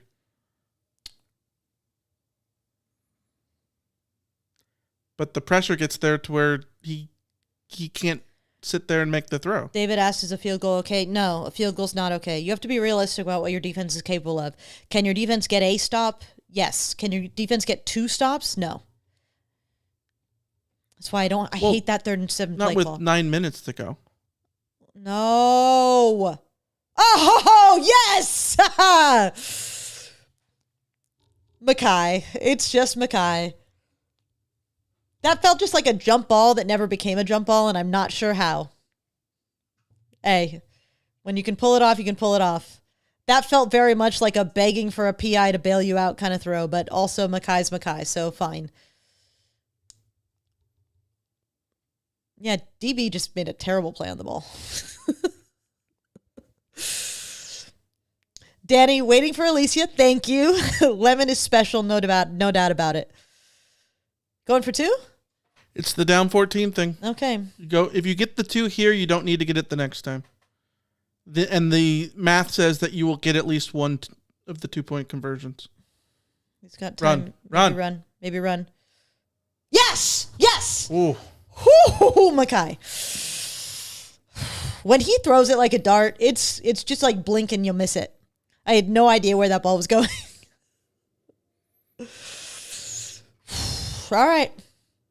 All right. Like I said, I feel very confident that the offense can get the points they need. I need the defense to do something. I need the defense to figure something out. Somebody's got to make a play.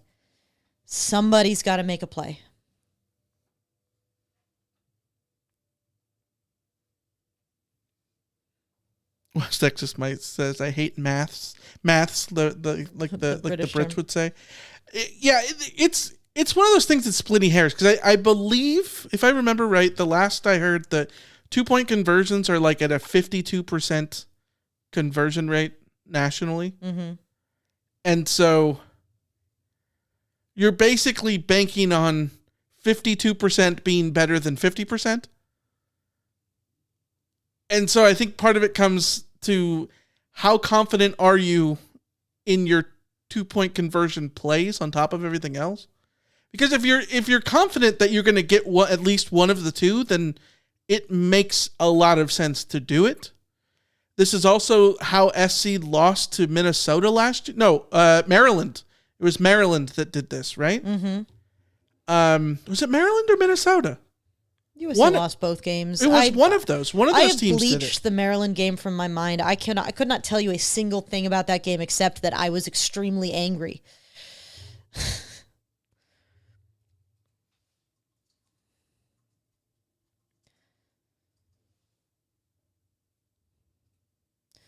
Lauren said, "What is the purpose of having other receivers on the field if Mayava can't throw to anyone except Lemon?" I think he was relying on Lemon on that drive, but he has thrown too many receivers. Mackay, Walker Lyons has 4 catches. Lake McCree has 4 catches. Jacoby Lane has 3 catches. Jaden Richardson has 2 catches. Tano Kynes has a catch. I need to chime in here. Mm-hmm. Do you have Stat Broadcast open? Yes. Okay. So, what time was left with that Illinois touchdown to make it 14 points? Am I supposed to look at? Yeah, what time in the game was that with? 9:54. No, that was the SC one. Oh, the Illinois one. The Illinois one. Hold on.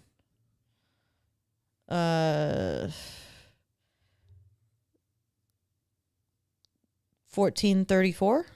Okay. I say this because in the Maryland game, SC scored with 13:31 to go up 14. Maryland came down with 9:56 left and got the 2-point conversion to go down 6. And then had the game-winning touchdown with 53 seconds to go in the game. So basically, this is just a redo of the Maryland game, but the inverse of that. I mean, I would love that, Michael. I would love that. Hollywood Jedi, dear Lord, please give USC the defense strength and courage. Yes. We all need to be doing Hail Marys is basically what I'm thinking of. Or the Serenity Prayer. Here's the kickoff.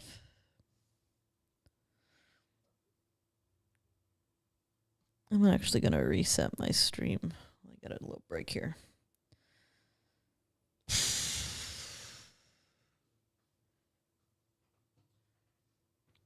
What are they talking about?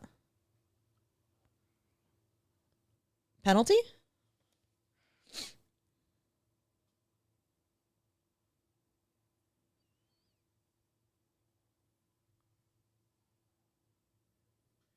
The Sagar says it's the drive of the season for the defense. It is. Unsportsmanlike conduct, Illinois. Half the distance. I mean, it's going to take USC's defense getting a stop, but Illinois is giving them... Well, the frustrating part for SC here is it's going to be 2 drives. More than likely, right? Mm-hmm. That they need to get a stop? Mm-hmm. That is... Very dumb. How is that? 20 seconds. Oh, it was the face mask. I mean the headbutt. But even still, that's usually offsetting penalties. They usually call it both ways. Mm-hmm.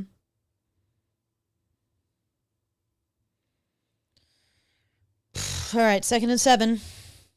Reminder: do not talk about what is going on in the game until I've had a chance to react to it. I'm on a delay. Others in the chat are on a delay. Yeah, the headbutt was gross, but I thought for sure they'd get the hands to the face retaliation too. Yeah. Which 18 on the play clock. Good on them for not calling that, but they usually do. It's another run. All right. Get the stop. Still giving up way too much in the run, but at least at least you're in a third down. You know what?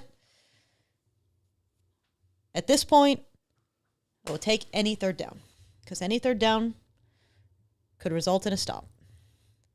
26 on the play clock, 3rd and 3 from the 20. Huge play. Huge play. Yeah, I think he's going to run it. I think Altmaier's going to run it. Too much cushion.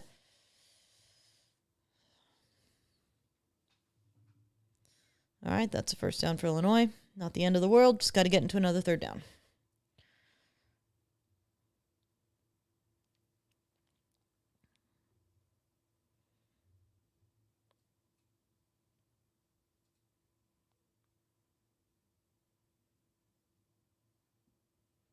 Oh, Nicholson's injured now? Jesus. Oh, okay, 13 on the play clock. 1st and 10 from the 25.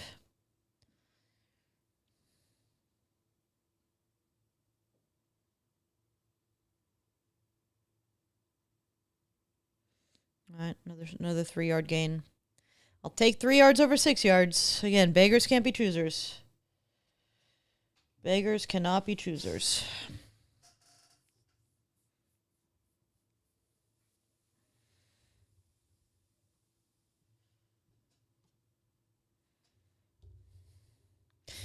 Yeah, LA Fred says 3rd and 3, and yet Nicholson is playing 10 yards off. I don't know. Make it make sense. 2nd and 8, 15 to go on the play clock.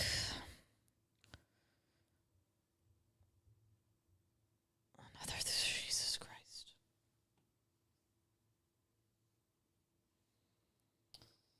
Huge shoestring tackle by Braylon Conley, but that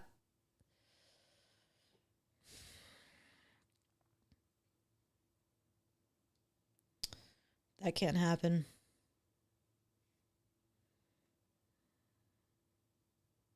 No, was it Christian Pierce that did the last gasp tackle?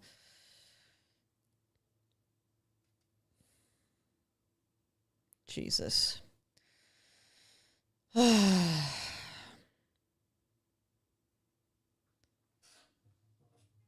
right, guys. Can we please not comment in the chat?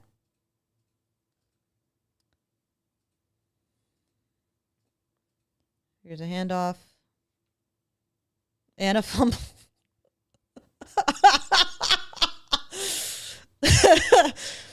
Oh my God. Illinois has been literally at the doorstep twice in this game and fumbled it.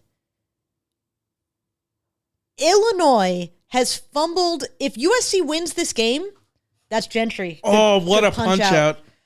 If Illinois loses this game, like if we were Reign of Illinois after this game, if Illinois does lose this game, I would be spitting mad. Spitting mad. Because, wow. Twice! If SC wins this game, Christian Pierce deserves a game ball. I was about to say, before getting mad at the chat, Christian Pierce might be the only player on defense this game that I have not had any negative feelings towards. Well, I think the cool thing there, like... I love that he didn't give up. You're going to take the fumble no matter what, right? But, like, it's even sweeter that it's a really sick punch out, too. Like, yes. SC earned that turnover. You know Gentry, what I mean? Yes. The other one felt like it was just like, okay, weird. That one was Gentry textbook punch out. All right, USC offense. They got you the stop. My sexist Mike is coding me. I'm just saying, I don't like looking down and being told that there's a turnover coming after Illinois had a huge play. I mean, I was happy for there to be a turnover. I was very happy for there to be a turnover. But, like, you know, it would have been nice to see that moment and not know it was coming. The spoiling thing in the chat, it's frustrating because, like, it sucks to have to, like, not be able to just react to the game, right? Like, yeah. If you're in the chat. So, like, I get it. Like, we don't want to mute people. You know what I mean? Like, we don't want to put people in timeout or whatever. Yeah. It sucks to have to do. So there's no hard feelings from this side. Yeah, no. I mean, like I said, like I need to stop looking at the chat during plays is really what it is, because if I'm not looking, then I won't see it. But yeah, it's still. I mean, either way, USC got a damn fumble at the goal line. Like again, like win. It doesn't matter how you win, just win. Doesn't matter how I watch the game. I just would like to be watching a win. If somebody can transport into the future and come back and in the chat tell me that USC won this game, I'm not going to lie, I would not be mad. In that case, spoil it for me. But yeah, we can't forget to talk about that shoestring tackle. Because, yeah, he saved the game. He saved the game. And that's such a great example of just never give up. Never give up.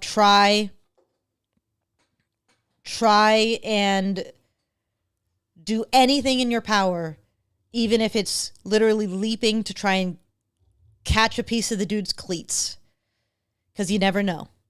He might have kept his feet and still gone to the end zone, but Christian Pierce, you never get what's that phrase? You miss every shot you take. I don't know, whatever you want to call it. I still can't believe this. I cannot believe this. 2 goal line fumbles. 2.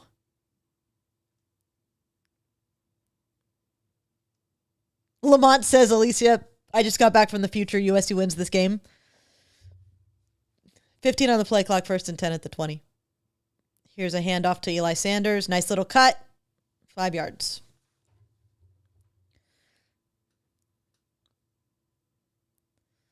One thing I do have to say, USC has such a good habit of recruiting really good running backs, but you also got to give credit to Tony Jones, right? Short underneath to Mackay, because like clearly these guys are being trained to see the field so well. Like some of it's natural, but that all of USC's backs do this, it speaks to the coaching. That patience speaks to the coaching. All right, 3rd and 1. Waymo in the backfield.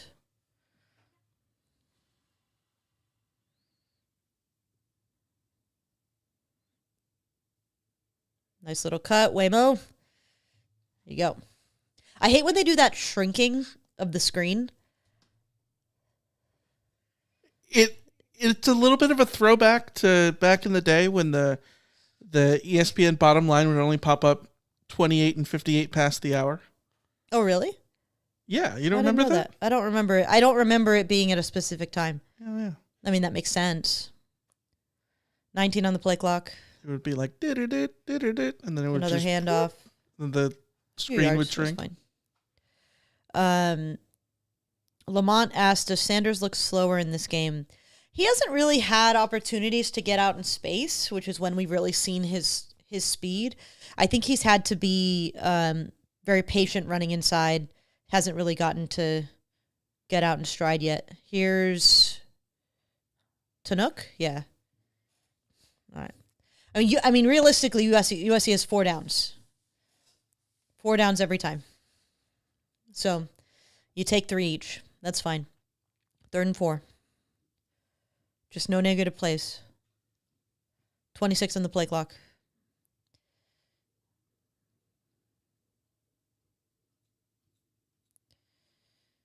There's a catch. Mayaba?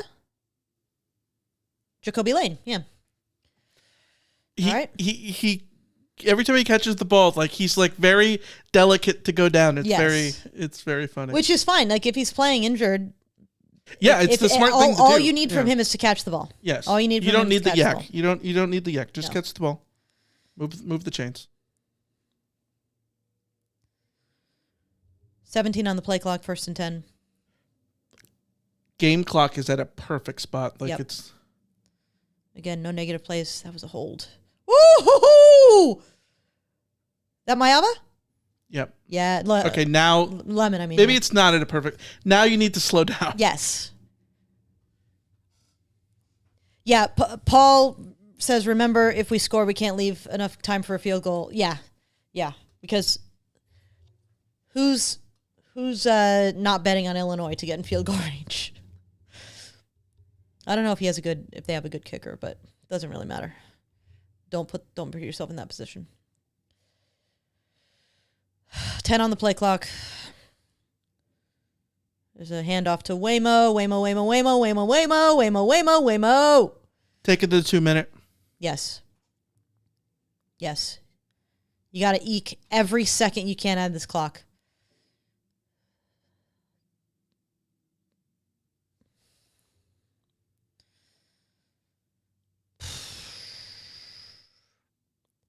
No, don't call a play. Because right now, it is just as important that you don't give Illinois time as it is You that don't you want to score. give them 4 timeouts. Yeah.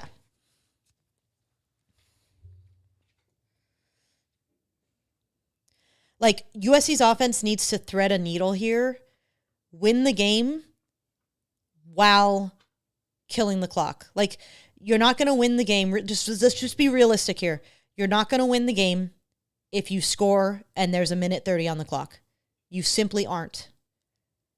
You are only going to win this game if you score and there's under a minute, preferably under 30 seconds. I agree. It's also tough in the sense of like... Again, it's a threading the needle. You can't not walk into the end zone. I mean, this is true. Yes. You don't walk into the end zone and then you get stuffed on a 4th down situation and then everybody's looking at it. It's like, well, you had it.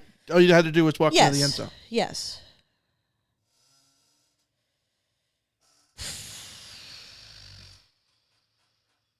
West Texas Mike. West Texas Mike, I'm not shaking, but I'm definitely buzzing. My knee is shaking, and I have not had a drop of alcohol today. Maybe it's caffeine. Maybe it's caffeine addiction, but my hot take, Berto said they might let us walk into the end zone. My hot take, if this was me on College Football 26, I would let USC score right here. I would take control of somebody on the defense and just let them score.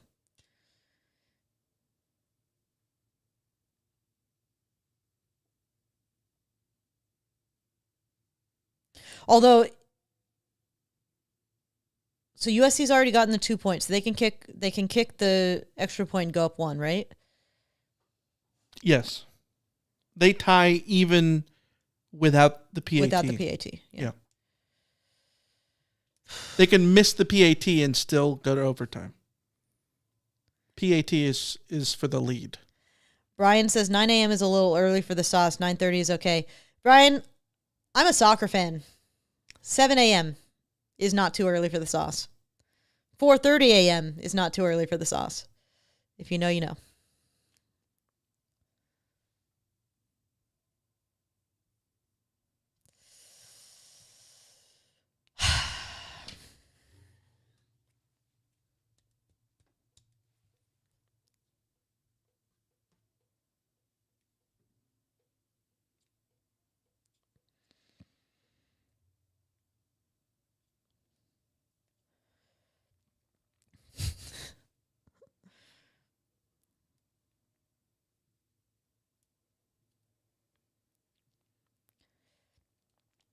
Two minutes to go. The games you live for. 1st and 10 from the 16.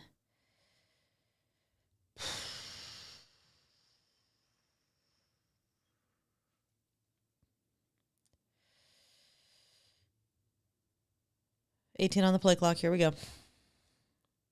Fake to Waymo. Mackay!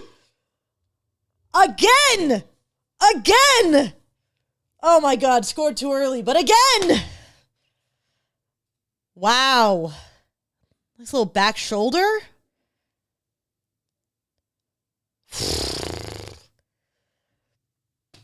USC is about to have a lead in the game that they have no business having a lead in the game. Yes, too fast. Oh, although here's a counter argument. If you were gonna score, you were best off scoring at this exact moment or with 30 seconds left. at least with 3 timeouts, 2 minutes on the clock. Now you are in the playing game, in the game of how quickly do they get down and get into field goal range, and you can stop the clock and get the ball back. Yes. Potentially. Theoretically. I mean, I would have rather it be under 30 seconds, trust me, but the touchdown is, you need the touchdown. It's a lot of time, especially given how Illinois is just breezed down the field every time they've gotten the ball, pretty much. Yeah. I feel like SC's due for a pick here, but also they've gotten the 2 extremely timely penalty. I mean, USC, turnovers. USC, saying that they're due for a timely turnover is an insane statement to make. They've already gotten them. Absolutely, USC has already gotten its turnover luck in this game. Absolutely gotten the turnover luck in this game. It's been absurd turnover luck at this point. All right.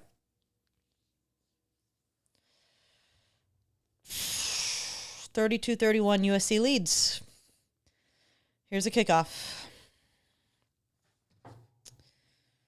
12 seconds on the play clock for that.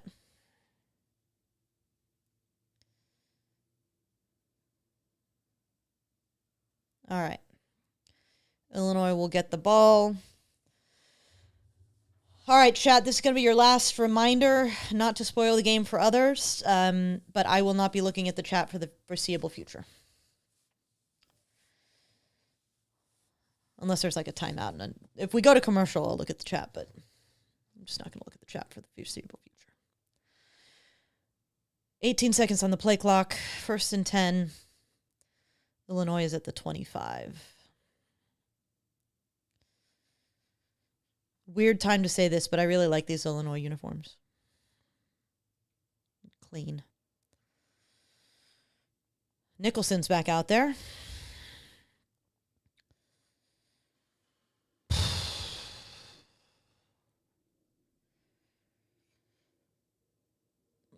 Run. 10-yard run. Okay.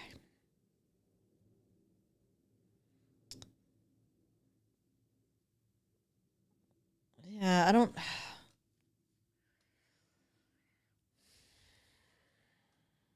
Yeah, guys, I'm just not gonna look at the chat. So I think Alicia's doing the same thing. Short. 3rd and 1. Do you take the No, you don't take the timeout yet. You have to save them in case they get this.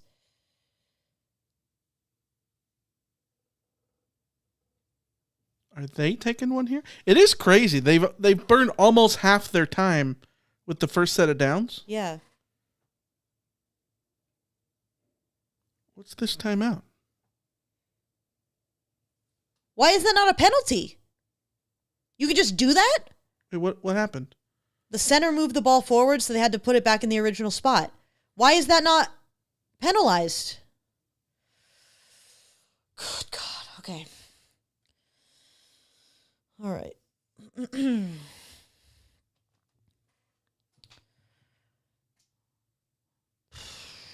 41 is Kendarius Reddick.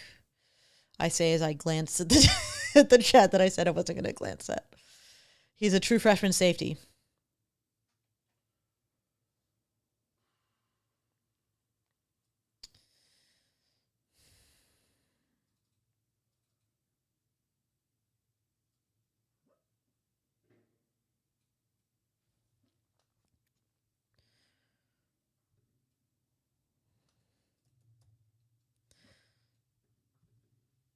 What is the, I need to check out the range of their kicker.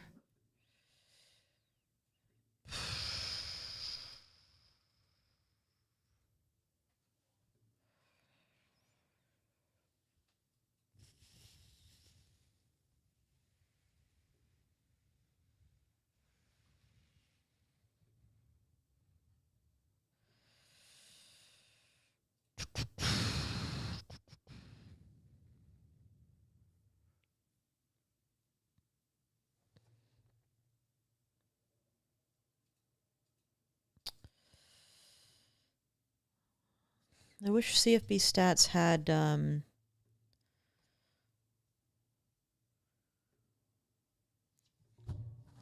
the splits on distance. They don't. Kicker is 4 or 5 this year, though. 39 on the play clock. Now would be time to get some pressure. Good D! Oh, bullshit! That's the first DJ Harvey signing we've seen, and that's why.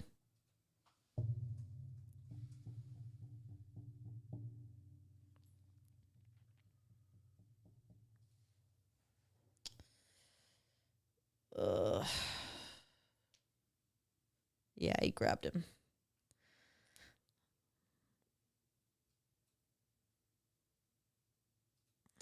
Okay.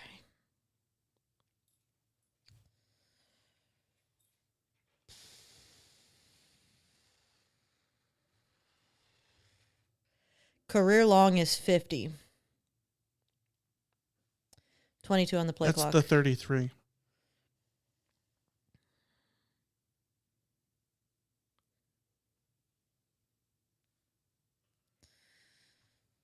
All right, you got to start taking timeouts, right? I mean, yes, but it's also difficult. But yeah. You need to give yourself a chance. They're already in field goal range.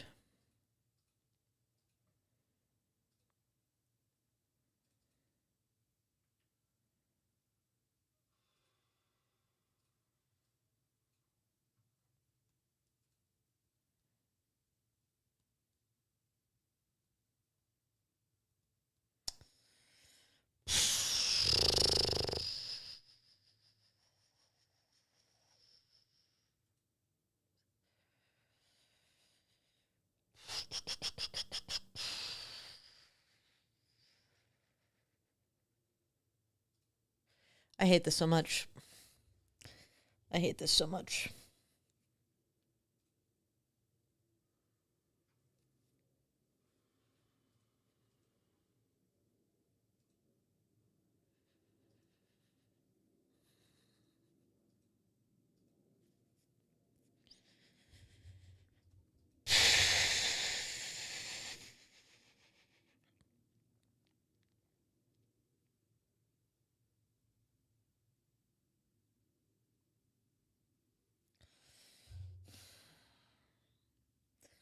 They know that's coming, and they're still getting 5 yards.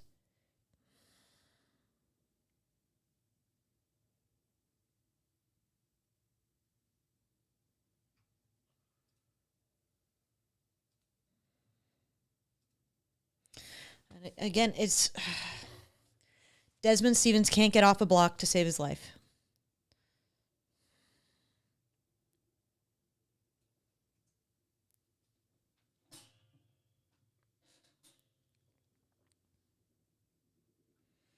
I mean, USC has needed several miracles in this game to even get back in it. It feels like they need a miracle to stop this kick.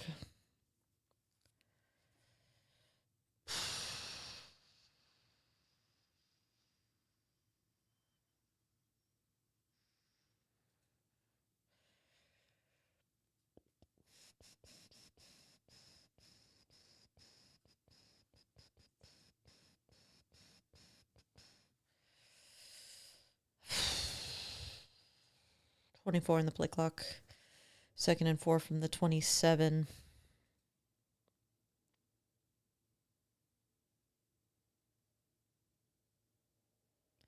Stopped.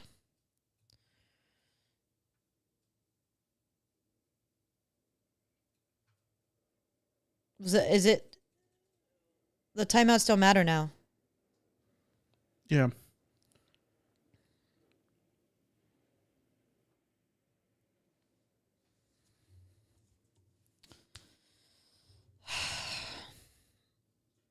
If they do throw the ball here, you put Illinois in a tough spot, right? Because Illinois can't settle for the field goal. I mean, they can, but they're in a tough spot. You know what I mean? Like, yeah, you settle for the field goal and you kick it and you miss. That's brutal. At the same time, you can't be too aggressive here. Do we know how far it would be? Where's the ball at? I hadn't seen the spot.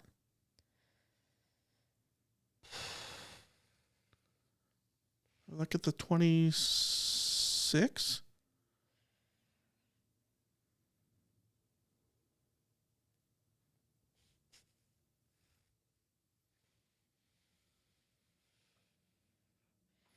At the 27, so that's a 44-yarder. Still not an automatic. I mean, it's college. It's not an kickers. automatic, no.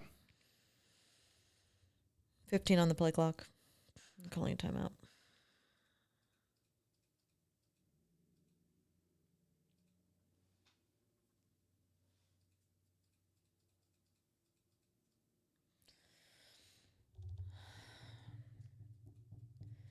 Yeah, I know you say like if they go for the field goal and miss it, they'll feel stupid. But if they pass here and leave time on the clock and USC goes down and gets a field goal of their own, yeah, they'll like feel it's stupid. You're damned if you do and you're damned if you don't. Like the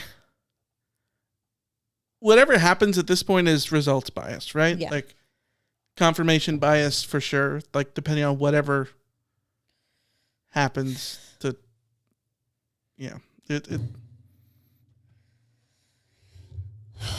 I have 110 text messages unread. 3rd and 4:24 on the play clock. There's a handoff.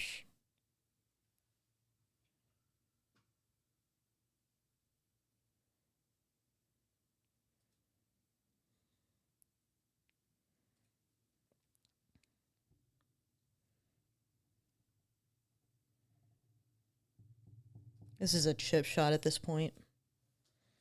you can't let them score either because you have to make them kick this. You know, like wouldn't have been one of those places where you could have just let him go. Yeah.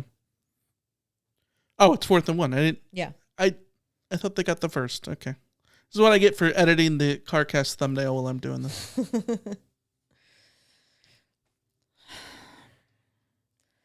Now would be a hell of a time for a block.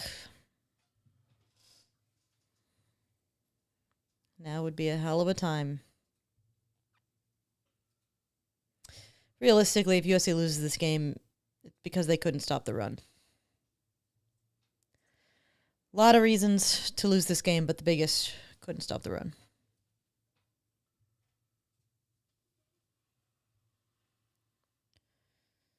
Rather, the most unforgivable. The secondary is terrible, but at least the secondary gets to point to all those injuries.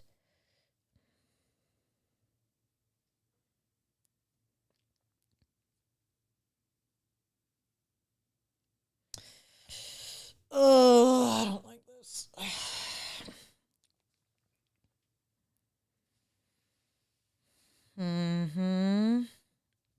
41 yards.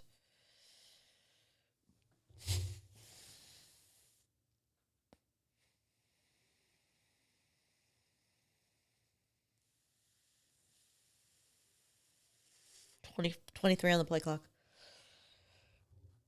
Here it is.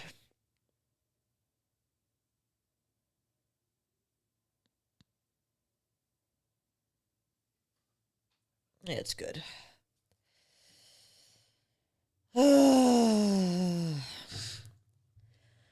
Well, that's final. Illinois 34, USC 32. USC can do nothing but kick themselves for blowing what was a significant opportunity to steal one. But this is the problem. The defense wasn't perfect. Sorry, the offense wasn't perfect, and the defense simply does not look capable of holding teams. And I guess the problem coming out of this is, despite the circumstances, you can talk about game time, travel, all that kind of stuff. What we learned today is that USC's defense is not where it needs to be.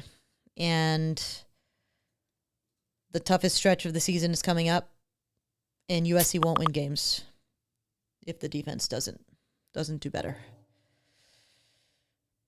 Especially against the run, because if Illinois can do this to you with their run game, Michigan is going to destroy you with their run game. All right. Well, we got a CarCast to do. We've got a CarCast to do, and I've got work after that. So I will be signing off. Wish that would have been almost got an exciting ending there, but